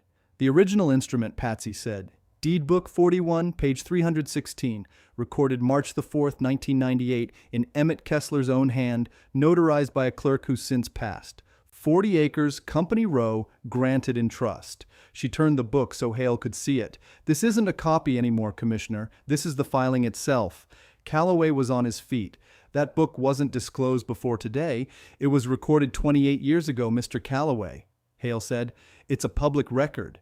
You had the same 28 years to find it as Ms. Whitfield's runner just did in 15 minutes. A low sound moved through the gallery, not quite laughter, something closer to relief finding somewhere to go. Hale turned the page again, studying it. This grants 40 acres out of what's described as the Kessler Mineral Tract, including timber and subsurface rights, to a trust for the benefit of, she paused, reading, a beneficiary named only as the one who stays to listen, whoever she may be, so long as she keeps the chapel standing. The room went very quiet. That's not a name, Calloway said. That's not a beneficiary the law can identify. It's identified well enough, Hale said. The note found with the sealed pipe names her outright. Miss Pruitt, do you have that document with you? Nora reached into the folder and set it on the table herself this time. Her hands didn't shake anymore. Nora Pruitt, trustee, Hale read aloud. Dated, in Emmett Kessler's hand, several years before Ms. Pruitt married into this family. She looked up over her glasses. Mr. Calloway, that predates any claim your client could make that this was a marital asset subject to the mediation. Deborah stood up so fast her chair scraped back hard against the floor. That's absurd. My father-in-law didn't know Nora existed 6 years before she married my son. Apparently he did, Hale said, mild as milk. We'll authenticate the handwriting formally, but on its face, this document is 40 years' worth of trouble for your loan collateral, Mrs. Kessler. Deborah sat back down like her legs had given out under her. Hale looked at the clock on the back wall. This commission needs time to review the deed book against the appraisal and the notarized affidavits before we rule on the loan's collateral status. We'll reconvene at 1 o'clock. The gavel came down, voices rose everywhere at once, and Nora sat still in the middle of it, feeling Otis's hand land steady on her shoulder from behind. That's the county's own book, Otis said low. Can't argue with a page they wrote themselves. Out in the hallway, Sylvia grabbed Nora's hands before she'd gone 3 steps. Deed book 41, she said. I typed 100 pages out of that very book back in '83. Never thought I'd live to see one matter this much. Junie ran up from the bench, coloring book still open to a half-finished horse. Mama, did the floor win? Nora knelt down. The floor's about to win, baby. We've got 1 more hour. That hour didn't stay quiet. Nora had barely gotten Junie settled back on the bench with a juice box from the vending machine when Deborah Kessler came around the corner alone. No lawyer beside her, coat still buttoned like she hadn't planned on stopping. Nora. A word. Otis started to step between them, but Nora put a hand on his arm. It's fine. Deborah's voice had lost its courtroom polish. It came out thinner. $50,000, she said. Today. You sign the trust over, the deed dispute goes away, my loan closes, and none of this ends up in the paper. Nora looked at her a long moment. You offered Sylvia $800 on your porch. Now it's $50,000 at a courthouse. Funny how fast a number can grow when the truth's about to cost more than that. It's not about the number, Deborah said. It's about my company surviving the week. Emmett built that organ for 20 years and never once asked what it cost him, Nora said. You've had 5 days and you're already asking what it's worth to make it disappear. Deborah's jaw tightened. You have no idea what's riding on this loan. I know exactly what's riding on it, Nora said. $2.3 million and 40 acres you never actually owned to pledge against it. Wade came around the corner then, hands in his pockets, and stopped a few feet off like he didn't know which side of the hallway he belonged on. Mom. Let it go. Wade, she's got the deed book, Wade said. She's got Grandpa's own note. There's no offer that fixes that now. Deborah looked at her son like he'd slapped her. You're taking her side. I'm not taking anybody's side, Wade said. I'm telling you what a losing hand looks like, because you taught me to read one. Deborah stood there a moment longer, then turned and walked back down the hallway without another word, heels sharp against the tile. Wade lingered. He looked at Junie on the bench, at the half-colored horse, at Nora standing straight in her navy dress like she'd grown 2 inches since March. For what it's worth, he said, I didn't know any of this was in there. The organ, the deed, any of it. I know, Nora said. You laughed at a church, Wade. You didn't know you were laughing at your own grandfather's life's work. He nodded slow, something moving behind his eyes that looked almost like shame finding a place to land. Enjoy your church, he said quietly, like he was hearing his own words for the first time. I meant it as a joke. I know that too, Nora said. Turns out it wasn't one. He didn't answer that. He just turned and followed his mother back toward the courtroom doors, and Nora watched him go, feeling something settle in her chest that wasn't quite triumph and wasn't quite pity either, somewhere close to both. Sylvia came up beside her, notebook already out. You want me to write that down too? The 50,000? Write it down, Nora said. Every dollar of it.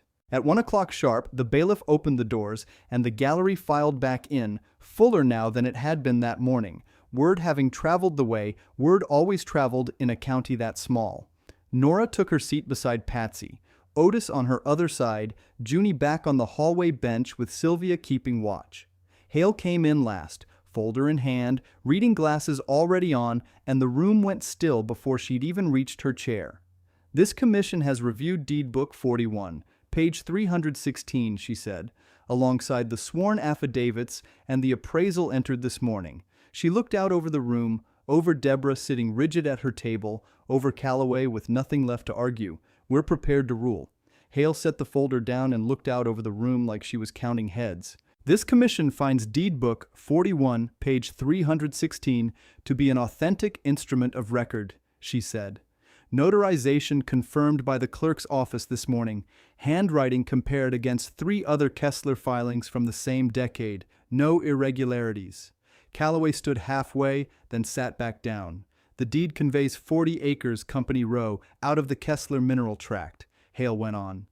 Timber and subsurface rights included. Granted in trust in 1998, that trust names a beneficiary. She looked at Nora. Ms. Pruitt as trustee, that beneficiary is you. The gallery didn't gasp. It did something quieter, 100 people leaning forward an inch at the same time. Which means, Hale said, those 40 acres and everything under them were never part of the Kessler Holdings misses. Kessler pledged as collateral. They left the family in 1998, 28 years before this loan closed. Deborah's lawyer was on his feet again. Commissioner, if I may, the bank's collateral schedule lists the full ridge as one contiguous. The bank's schedule is wrong, Hale said. A schedule doesn't override a recorded deed, Mr. Calloway. You know that better than most people in this room. She turned a page. This commission finds Kessler Land and Timber pledged land it did not own as collateral for a $2.3 million loan, Hale said. That collateral is void as to the 40 acres in question. I'm forwarding this finding to the lender of record, effective today. Somewhere behind Nora, a woman she didn't know whispered, Lord. Deborah stood up. Her voice came out tight, almost polite, like she was still trying to hold the room the way she'd held rooms for 15 years. Commissioner, with respect, this ruling could collapse an entire development project. People's jobs are riding on that loan. Then perhaps, Hale said, someone should have checked the deed room before pledging land they didn't hold clear title to. My father-in-law never told anyone about this, Deborah said. Not me, not my husband, not even his own son. He told her, Hale said, and nodded at Nora. In writing notarized, years before you're claiming any of this mattered to your case. Deborah looked at Nora across the room. Not angry anymore. Something closer to tired. Why? She said. Why you? Nora stood up slowly. Her hands weren't shaking. She thought about the cardigan buttons, the mismatched thread, the folder full of nothing they'd handed her at that first table. Because I stayed, Nora said. Emmett used to sit at the counter every Tuesday and Thursday, and I'd bring him coffee and listen while he talked about the organ nobody in his family ever asked to hear. That's all it was, Deborah. I listened. That's it, Deborah said. That's the whole reason. Some places don't impress you, Nora said. They recognize you. I think that's what he was doing. Recognizing somebody. Hale let that sit a second before she picked the gavel back up. This commission's ruling stands, she said. Deed Book 41 is confirmed. Trust beneficiary confirmed as Nora Pruitt.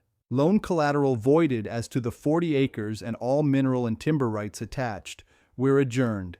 The gavel came down once and the room broke open into noise, chairs scraping, voices rising, somebody near the back already on a phone saying, "You are not going to believe this." Wade didn't move. He sat there with his hands flat on the table like he was bracing against something. Nora looked at him across the room. She didn't smile. "Enjoy your church, Wade," she said. quiet enough it barely carried past the first few rows. Turns out we kept the thing that mattered. He didn't answer. His jaw worked once, like he wanted to, and then he just looked down at his hands. Otis reached over and squeezed Nora's shoulder so hard it nearly buckled her knee. 20 years, he said, voice thick. 20 years he kept that quiet. And you just said it out loud in front of God and the county commission. Patsy was already gathering the folders, grinning in a way Nora hadn't seen on her all week. I've been doing this job 11 years, Patsy said. Never once watched a $2.3 million loan die in open session. Front row seat. Sylvia came barreling up the aisle, notebook clutched to her chest like a hymnal.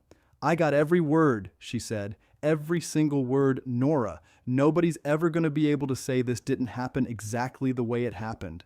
Out past the doors, Junie was still on the hallway bench, coloring book forgotten in her lap, watching the crowd spill out with wide eyes. She caught sight of Nora and ran, dodging around a man in a hard hat still talking loud into his phone about the Ridge Project. Mama! Junie grabbed her hand. Did we win? Everybody's talking so loud. Nora knelt down right there on the courthouse tile, not caring who saw. We won, baby. Is the church ours now? For real, for real? For real, Nora said. Whole 40 acres of it. Junie considered that with the seriousness of a 6-year-old doing hard math. So Grandpa Emmett gave it to us on purpose. Not by accident. Not by accident, Nora said. He picked us a long time before anybody knew he was picking anybody. Behind them, near the commission table, Deborah was still standing, Calloway leaning in close, murmuring something urgent. She wasn't listening to him. She was looking at Nora and Junie in the middle of the hallway, at the two of them kneeling together in a spill of morning light through the courthouse window, and something in her face had gone very still. The same stillness Nora had seen on her in the deed room, except now there was nothing left underneath it to fight for. Wade came out a few minutes later, alone, coat over one arm, looking like a man walking out of a building that used to be his. He stopped a few feet from Nora, glanced at Junie, then back at her. Bank's gonna call the note, he said. It wasn't a question. Probably today, Nora said. We'll have to sell off half the equipment just to cover it. He said it flat, like a man reading a bill out loud to make it real. I'm sorry that's happening to you, Nora said, and meant it more than she expected to. I'm not sorry about the ruling. Wade nodded slowly. No, I guess you shouldn't be. He looked past her, toward the big doors and the parking lot beyond, cars already pulling out 2 and 3 at a time, word moving through Cinder Hollow faster than any of them could walk it. Grandpa really never told anybody, he said, half to himself. 20 years building that thing, and not one person in his own house heard a note of it. He wanted somebody who'd sit still long enough to listen, Nora said. That's all the whole deed ever was, Wade. A man making sure the listening didn't stop when he did. Wade didn't have an answer for that. He just looked down at Junie one more time, and for a second, something moved behind his eyes that looked almost like the boy Nora had married, a long time before any of this, before ridges and loans and folders full of nothing. Take care of her, he said, nodding at Junie, and walked off toward the parking lot without looking back. Otis watched him go, then turned to Nora with his hat already in his hands, like he was standing in a church instead of a hallway. Emmett always did say the quiet stops mattered more than the loud ones, he said. Reckon he was right about that too. Nora looked down at Junie, who'd gone back to her coloring book, tongue between her teeth, filling in the horse's mane in careful orange strokes like nothing in the world had just cracked open around her. Come on, baby, Nora said. Let's go home and tell the organ the good news. The bank called 2 days later on a Wednesday. Nora didn't hear about it from Wade. She heard about it from Patsy, who heard it from a teller who used to wait tables with her back before the courthouse job. They pulled the loan Monday morning, Patsy said, leaning on the diner counter while Nora refilled the coffee pot. Whole $2.3 million, called due in full. That fast? Deed's void, Nora. Bank doesn't wait around being polite about it. Nora set the pot down slow. She thought about Deborah standing in that hallway, coat buttoned, offering $50,000 like it still had the power to buy silence. She still owe on the equipment, every excavator, every truck. All of it's leased against that same loan. Patsy shook her head. Word is they're auctioning off half the fleet Saturday, just to keep the lights on at the office. Junie came around from the back booth, orange crayon still in her fist. "Mama, what's an auction? It's when you sell things fast because you have to," Nora said, "not because you want to. Like our old couch? Kind of like that." Saturday morning, Otis picked them up in his truck before the sun was all the way over Bramwell Ridge. Nora hadn't asked him to. He'd just shown up in the gravel lot behind the diner, engine idling, driver's door already open. "Figured you might want to see it," he said. "Not to gloat, just to see it." "I'm not going to gloat, Otis. Didn't say you were. Get in anyway." The auction lot sat off Route 9, a gravel flat behind the old Kessler equipment yard, cones and folding chairs, and a man with a microphone standing on the bed of a flatbed truck. Nora stayed near the back, Junie's hand in hers. Otis a half step behind like a man guarding a door. The auctioneer's voice rattled fast over a line of yellow machines. Lot 4, 1 CAT excavator, 2019, opening at 40,000, 40,000, do I hear 45? A hand went up near the front, 45, 50. It went on that way for an hour.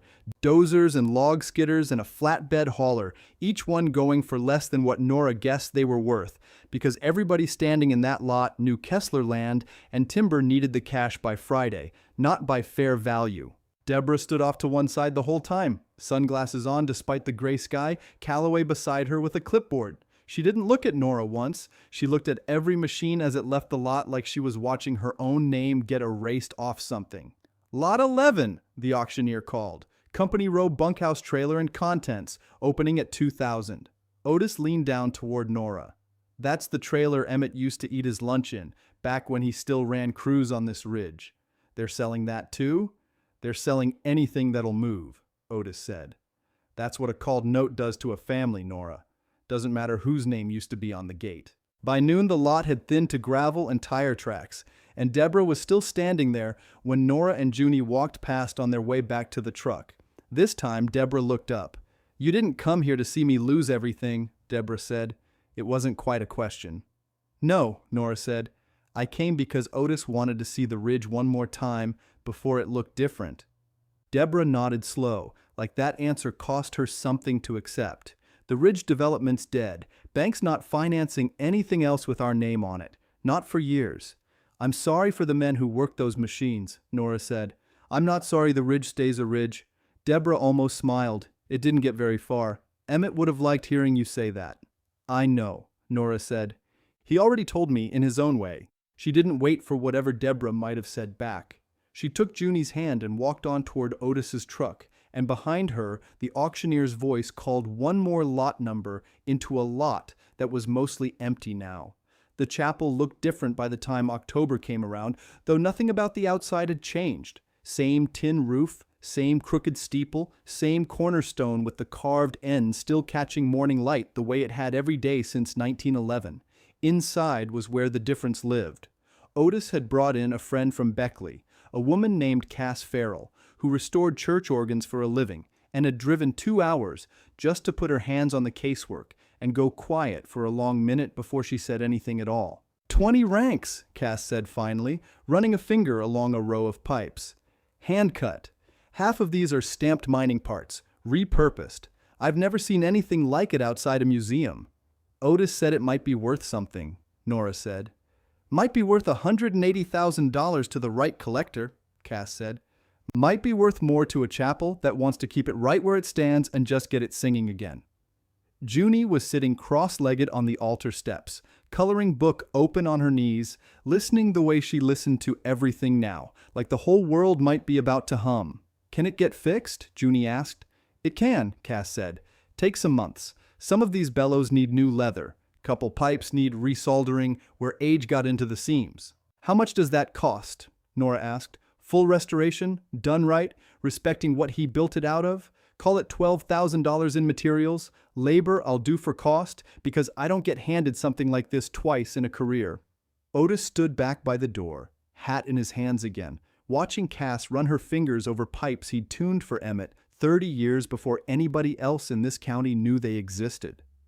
12,000, Nora repeated, doing the math in her head against a trust that now held 40 acres of timber and mineral rights nobody could touch. The land'll cover that 10 times over once the timber lease clears, Otis said. Emmett didn't hide that deed so you'd stay poor, Nora. He hid it so you'd have a choice. Nora looked around the chapel, at the grate near the altar, where a hum had first found her and Junie on a night she'd expected nothing but a roof and a rusted key. She thought about a $600 deed value stamped on a folder she'd once been handed like a punishment. Fix it, Nora said. All of it, however long it takes. Cass smiled for the first time since she'd walked in.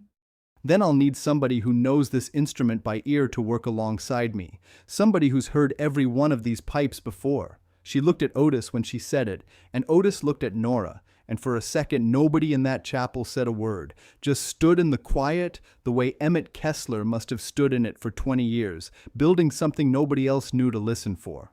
The frost came early that year, settling over Company Row before the leaves had finished turning. Otis stood in the doorway a long moment before he answered Cass. Then he set his hat down on a pew, which was the closest thing to a yes he ever gave anybody. I know these pipes, he said. Every rank. Emmett used to hum the tuning to me before he'd even cut the metal. Then you're hired, Cass said. Cost plus nothing, same as me. Didn't ask to get paid, Otis said. I know, Cass said. That's why you're getting paid anyway. Nora watched them shake on it, an old man and a woman half his age, both of them already looking past her at the organ like it was a patient on a table. She thought about the men who used to run Kessler's dozers, the ones auctioned right along with the machines they drove. Some of them still lived 2 streets over from her, out of work since Saturday. I want to hire 2 more hands, Nora said. Carpentry, not organ work. Rough labor. Floor joists, the steeple, the roof flashing. Cass looked at her. You know somebody? Dale Ferris and his boy, Nora said. Dale ran a skidder for Kessler 11 years. Lost his job at that auction same as everybody else. Can he swing a hammer? He built his own porch twice, Nora said. Once wasn't enough the first time. Otis laughed for the first time in days. Sounds about right for Dale. Nora called Dale that evening from the diner phone between the lunch rush and the dinner one. She kept it plain. $18 an hour, cash on Fridays, work starting Monday if the weather held. Dale didn't ask what the job paid before he said yes. He asked if his boy could come too, learn something with his hands instead of sitting around the trailer all day waiting on unemployment checks that were 3 weeks behind already. Bring him, Nora said. There's plenty of chapel. By the second week of November, the chapel had scaffolding along one wall, and sawdust drifted across half the floor Nora had once mopped by lamplight. Junie wasn't allowed past the 3rd pew when the men were working, a rule she obeyed for about 4 minutes at a time before somebody had to walk her back. Mama, can I hold a nail? You can hold a bucket, Nora said. Nails come later. Junie held the bucket like it was a crown. Deborah came on a Tuesday, alone, no Calloway trailing behind her with a clipboard. Nora heard the car before she saw it. An old sedan instead of the truck Deborah used to drive around the ridge like she owned the air over it. She parked at the edge of Company Row and walked the rest of the way, coat buttoned to the throat, hands jammed in her pockets against the cold. Otis saw her first through the window and went quiet. Dale kept hammering. Nora stepped out onto the chapel steps before Deborah reached the door. I'm not here to make trouble, Deborah said. I didn't think you were, Nora said. Trouble takes a truck full of paperwork. You came empty-handed. Deborah almost smiled at that. It didn't hold. Company's gone, Nora. Not gone. Smaller than it was for 30 years. We're down to 11 employees and a trailer full of desks nobody needs anymore, I heard. Wade's driving a truck for a logging outfit out of Bluefield now. Not his own logs, somebody else's. Nora didn't say anything to that. She thought about him in the courthouse hallway, coat over his arm, looking like a man leaving a building that used to be his. I came because I keep thinking about something you said, Deborah went on, about listening. I never once sat with Emmett past 10 minutes at a time my whole married life. Couldn't get past his talk of pipes and pressure and pounds of air. I thought it was an old man rambling. It wasn't rambling, Nora said. It was 20 years of work he didn't tell anybody about. I know that now. Deborah looked past her, at the scaffolding, at Dale's boy up on a ladder running a level along the steeple base. My husband never forgave his father for the noise. Said it kept him up as a boy, hammering at all hours in a shed out back of the house before Emmett ever moved the work in here. Called it a waste of a man's mind. Nora hadn't heard that part before. She filed it away next to everything else Emmett Kessler had kept to himself for 20 years. He built it anyway, Nora said, noise and all. He built it for somebody who'd sit still for it, Deborah said. I wasn't that somebody. Neither was his own son. Neither was Wade. She looked at Nora then, steady, no lawyer left in her voice at all. I'm sorry for the folder. For the joke of it. I knew what $600 looked like sitting next to a number like ours. I let you carry the joke because it made the math easier that day. I know you did. I'm not asking you to say it's all right, Deborah said. It isn't. I just didn't want to go one more year without saying it out loud to your face instead of a courtroom. Nora looked at her a long moment. She thought about Emmett at the diner counter, Tuesdays and Thursdays, talking about pipes nobody in his own house wanted to hear. She thought about a woman standing in a cold coat, finally listening to something she'd spent 15 years too busy to notice. You can come hear it, Nora said, when it's finished. That's not forgiveness, Deborah. It's a door. What you do once you're through it is yours to figure. Deborah nodded slow, like that was more than she'd come expecting. That's fair. Junie'll probably make you hold a bucket, Nora added. That got a real laugh out of her, short and surprised, like it had been sitting somewhere unused for a long time. I imagine I've held worse. She didn't stay. She walked back down Company Row the way she'd come, past the old Tipple Foundation, past the spot where a $2.3 million loan used to sit, written into a bank's ledger like it was solid ground.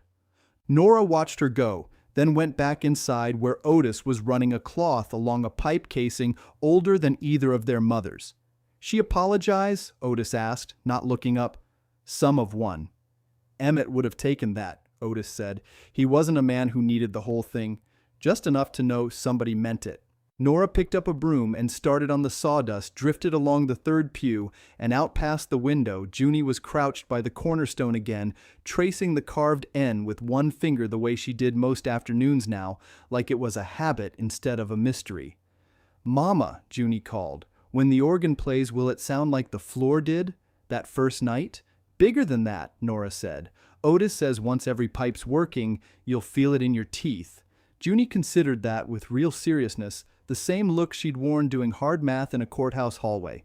Good, she said. I like feeling things in my teeth. Otis laughed loud enough it carried out the open door, and somewhere above them Dale's hammer kept going, steady, unhurried, building toward a sound none of them had heard yet, but every one of them was already waiting on. Winter came down hard on Cinder Hollow by the first week of December, the kind of cold that turned the creek along Route 9 to slush by morning and ice by night. Work on the chapel didn't stop. Otis just added a space heater by the scaffolding and told Dale's boy to keep his gloves on unless he was handling tools. Nora came by most afternoons after her diner shift, Junie trailing behind her in a coat 2 sizes too big, a hand-me-down from a cousin in Bluefield. Patsy had found it at a church sale for $3 and called it a Christmas gift before Nora could argue. $3, Nora said, holding it up that first day. Patsy, I can pay you back. You can pay me back by drinking my coffee and not telling me it's burnt, Patsy said. That's the whole deal. By the second week, the county clerk's office called the diner directly, since Nora still didn't have a phone of her own worth much. The recorder wanted her to come sign the trustee filing, final copy, the deed now entered permanent into the county ledger. She went on a Thursday, Junie in her cousin's coat, Otis driving them both in his truck because the roads were bad and his tires had the tread for it. The recorder's office smelled like old paper and radiator heat. A woman named Sheila Todd had the folder already laid out on the counter, blue backing, gold seal stamped fresh. 40 acres, Sheila said, running a finger down the page. Cinder Hollow tract, chapel, and surrounding parcel held in trust for the benefit of Junie Pruitt, with Nora Pruitt as trustee, recorded permanent as of today. Not in my name? Nora asked. She'd assumed it would be. Emmett wrote it for the child, Sheila said. Wrote it years back, before you'd even married into that family. Trustee's just the one who holds the door open till she's grown. Nora looked down at Junie, who was busy tracing the gold seal with one finger, not really listening. He knew there'd be a Junie, Nora said quietly. Before there was one. Man like that, Otis said. He built a whole organ nobody could hear for 20 years. Waiting on somebody a decade off didn't scare him none. Sheila slid the folder across. Sign here, here, and here. Filing fees $11. Nora paid it in ones and change from her apron pocket, the same way she'd paid for gas and school shoes all year. $11 felt different this time. It felt like closing a door soft instead of slamming one. Wade came by Company Row once in mid-December, driving a truck that wasn't his own, a logging company's name stenciled on the door. He didn't come inside. He stood at the edge of the lot, hands in his coat pockets, looking at the scaffolding and the new roof flashing like he was reading a letter he didn't want to finish. Nora walked out when she saw him, Junie staying back with Otis near the door. "Didn't figure you'd still be out here in this cold," Wade said. "Didn't figure you'd still be driving somebody else's truck," Nora said. "Not mean. Just true." He almost smiled, the way his mother had a month before. 18 an hour. "Same as your carpenter, I hear. Word travels. It's a small county." He looked past her at the chapel, steeple straightened now, tin roof patched silver in 3 places. "Grandpa used to bring me out here when I was little. Before I got old enough to think it was embarrassing, an old man banging on pipes all day."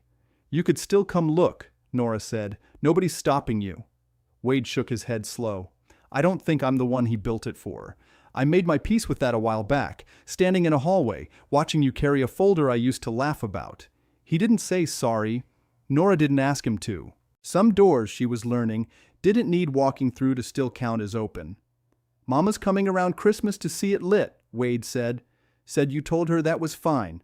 "I did. You don't have to let her." "I know I don't," Nora said. "I'm doing it anyway." He nodded once, got back in the truck, and drove off toward Bluefield. Taillights fading down Route 9, same as the Lone had, same as the fleet at auction. Nora watched him go, and then went back inside, where Junie was asking Otis if pipes got cold in the winter same as people did. "Some of them do," Otis told her. "That's why Cass wants the boiler run steady, day and night, straight through till spring, keeps the metal from cracking." By late January, Cass had every rank cleaned and reseated except one, the row nearest the casework's north wall, the pipes Emmett had built last, the ones stamped with the deepest tuning marks. She wouldn't touch the sealed one at all, not since the day they'd found the deed folded inside it. "That pipe stays empty," Cass said, running a cloth along its rim. "It already did its job." "Whole thing's coming together faster than I figured," Otis said. "Man builds slow for 20 years, restores in 4 months. There's a joke in there somewhere." "There's a debt in there somewhere," Cass said. 12,000 in materials, and we're sitting closer to 9, since half the leather came cheaper through a supplier I know in Roanoke." "Timber lease cover it?" Nora asked.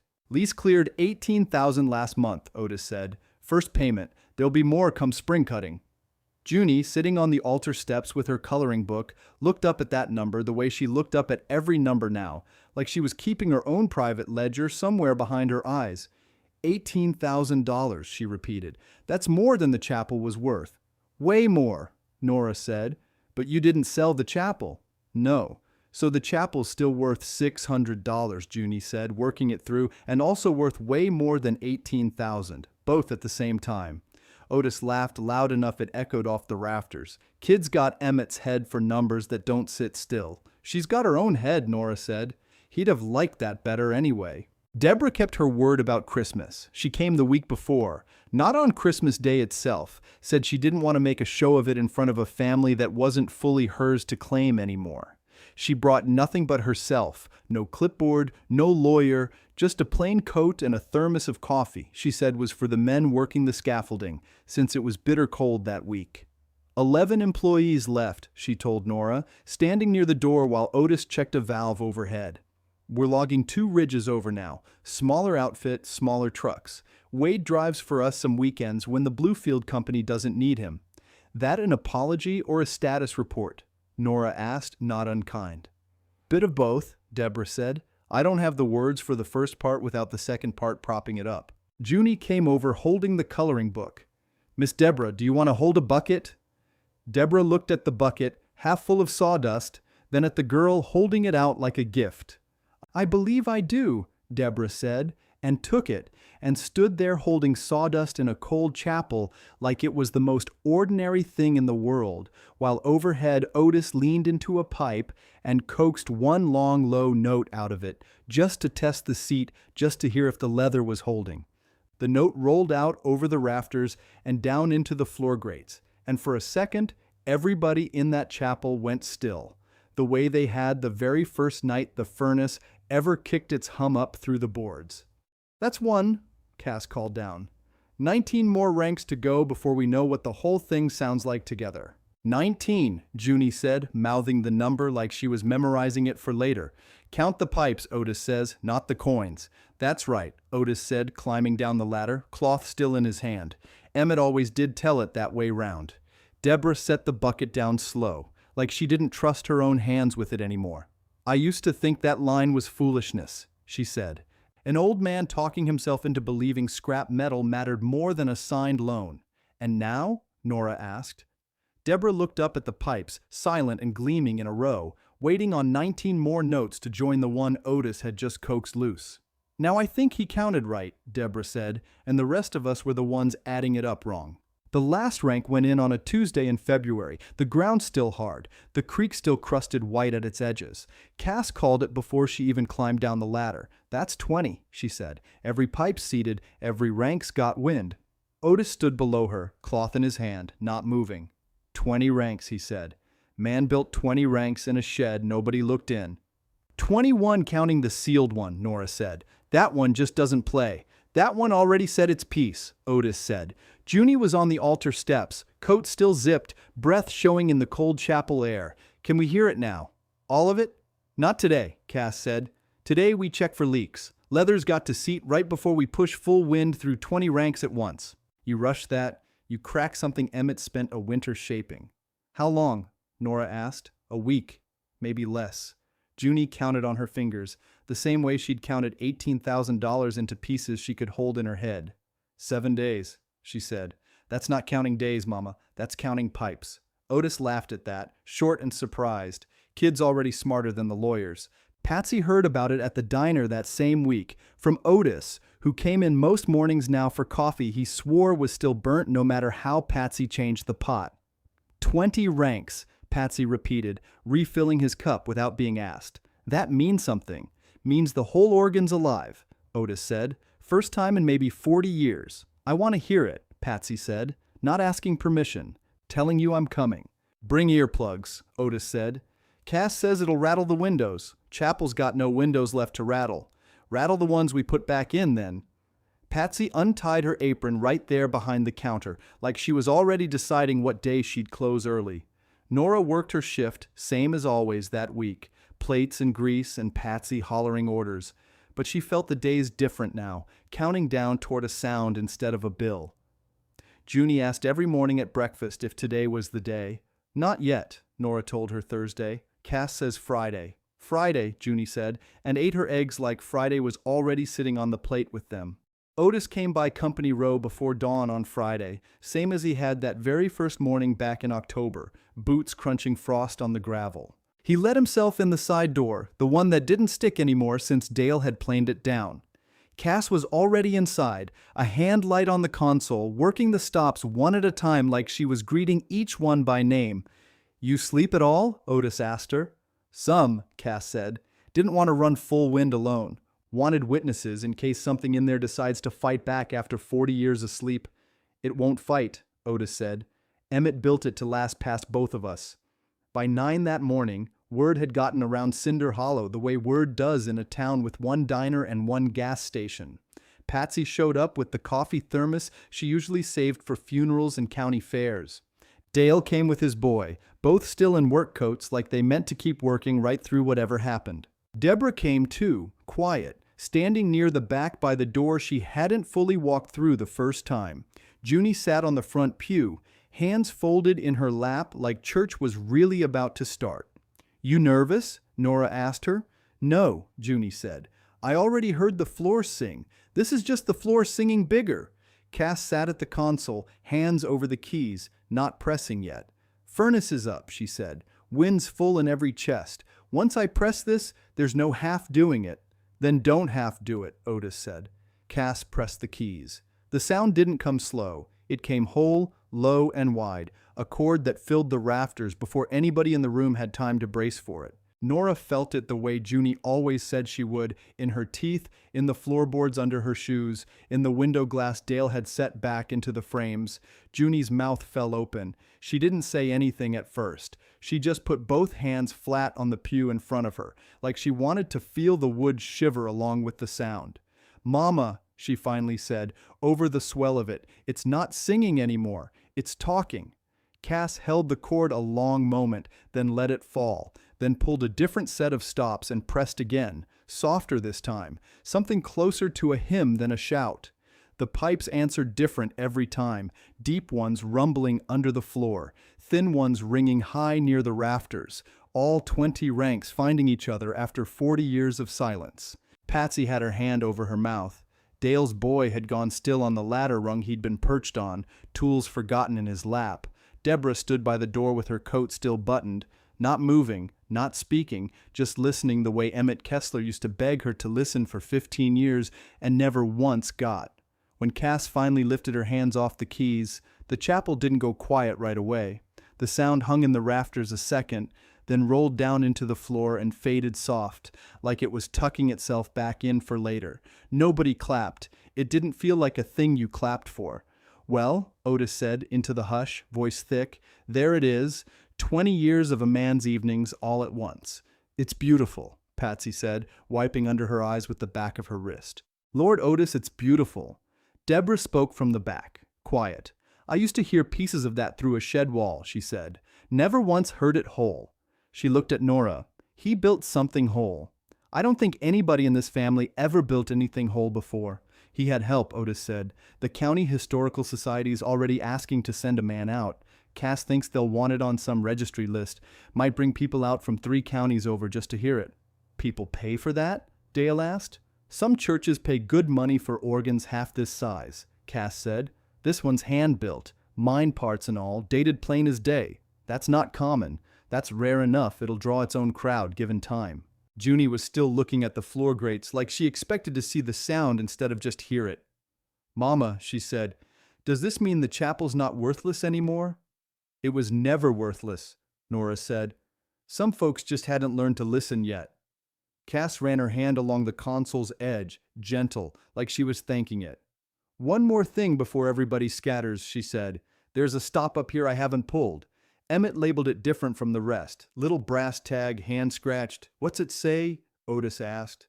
Cass leaned close, squinting at letters worn thin by 40 years of thumbs that never got the chance to touch it. "Says N," she read out. "Just the one letter, same as the cornerstone." The room went quiet again, quieter than after the cord had. Junie stood up off the pew and walked toward the console slow, the way she'd once walked toward a hole in the floor with a flashlight, like she already half knew what waited on the other side of it. Cass didn't touch the stop yet. She waved Junie closer instead. "You want to pull it?" Cass asked. "Might be nothing. Might be something." Junie looked back at her mother. Nora nodded. The girl wrapped both hands around the small brass knob and pulled slow, the way Otis had shown her to open a valve. Steady, no jerking. Cass pressed one key, low on the board. For a second nothing happened. Then a single clear note rose up from the north wall, thin and high, cutting straight through the room like a bell struck once and let ring. Otis's cloth dropped out of his hand. "That's the sealed one," he said. "That's the pipe we pulled the deed out of." "It plays now," Cass said. "Wasn't broken, wasn't cracked. Emmett just plugged the mouth of it with a cork so it wouldn't take wind till somebody opened it up and found what he'd put inside. He built a pipe that couldn't sing till the secret was gone," Otis said. "Man thought of everything." Junie kept her hand on the stop, feeling it hum under her fingers. "It's not empty anymore," she said. "It's just got air in it now instead of paper." "That's exactly right," Cass said. Nora crossed to the console and looked at the little tag again. One letter, scratched thin, 40 years old. N. "He tuned it last," Cass said. "Newest solder joint in the whole casework. I'd bet my truck he cut that pipe the same winter he wrote the note we found inside it." "Tuned it for a day he wouldn't be here to see," Otis said. Nora put her hand flat on the casework, felt the wood buzz faint under her palm, the way the floor grate had buzzed under her shoes the very first night. "He knew somebody would stand right here someday," she said. "Pulling that stop." "Man built a whole church around a guess," Otis said. "Guessed right." Deborah had already gone quiet by the door, listening to the one clear note fade out under the rafters. She didn't say anything about redemption or apology again. She'd said her piece with a bucket of sawdust back in December, and she seemed to know better than to spend the same coin twice. "I'll tell Wade it plays now," she said instead. "He'll want to know that much, even if he don't come look." "Tell him," Nora said. Deborah nodded and let herself out the side door Dale had planed smooth into the cold, back toward whatever was left of Kessler land and timber. 2 ridges over, 11 men and a handful of trucks that weren't the fleet anymore. Sheila from the courthouse came out to Company Row on a Wednesday in March, not for chapel business this time. She found Nora on her knees in the vestibule, patching a crack in the plaster with a trowel Dale had loaned her. "Didn't expect to see you out here," Nora said. "Wasn't planning on it," Sheila said, "but I had a parcel cross my desk yesterday, looked familiar. Family up past Hensley Gap. Old church building, deed says condemned, worth nothing on paper. Company wanted the mineral rights under it for a gas lease." Nora sat back on her heels. "Sounds familiar. Clerk's office runs a title search now before anybody signs collateral against land near an old church parcel," Sheila said. "New line on the form. Been there since January. Since your case," she added. "My case." "That family up at Hensley Gap doesn't know yet how close they came," Sheila said. "Search turned up an old carve-out, same as yours. 40 acres never belonged to the company at all. I called them yesterday afternoon before they signed." Nora set the trowel down. "They stopped the signing?" "Stopped it cold," Sheila said. Woman on the phone cried. "Same as you didn't, if I recall." "I cried plenty," Nora said. "Just not at your desk." Sheila almost smiled. "Wanted you to know. Wasn't just your 40 acres that got saved out of this. Might not be the last." She didn't stay long after that. She had other parcels waiting, other forms with the new line printed on them, and she said the drive back to Bluefield got dark early this time of year. By April the ground had gone soft again, and Otis strung the first bulbs of the season along the porch rail out of habit more than need, since the wiring inside was sound now, breaker box and all. Patsy brought the diner's old coffee urn out one Saturday and set it up on a folding table by the door, and half of Cinder Hollow found a reason to wander down Company Row that afternoon, the way they hadn't in years, not since the tipple came down. The County Historical Society man came too, clipboard in hand, tape measure looped around his neck. He walked the length of the casework twice before he said a word. 20 ranks, he said. Hand-built, mine parts, dated and signed. I've seen maybe 3 of these in my whole career, and none of them this complete. "What's that mean for us?" Otis asked. "Means it goes on the state register. If Mrs. Pruitt wants it to," the man said. "Means people will drive 2 hours to hear it played once a year, maybe more." "Mrs. Pruitt," Nora repeated, like the title still didn't quite sit right on her. "Trustee, technically," the man said, glancing at his notes, "for Junie Pruitt. But I expect you'll be the one signing the paperwork a good while yet." "I expect I will," Nora said. Junie was outside on the front step when Nora came looking for her that evening, coat zipped against the last of the cold, knees pulled up under her chin. The bulbs Otis had strung glowed soft along the porch rail, and somewhere behind her, faint through the floorboards, the furnace kicked on and a low cord rose up out of the grates and rolled out into the dark. Nora sat down beside her on the step. "You ever gonna get tired of that sound?" Nora asked. "No," Junie said. "It's not the same one twice." "No," Nora said. "It isn't." Junie leaned her head against her mother's arm, and the two of them sat there a while, listening to the hum come up soft through the wood, the porch bulbs holding steady against the dark, the chapel warm and lit behind them at the dead end of Company Row.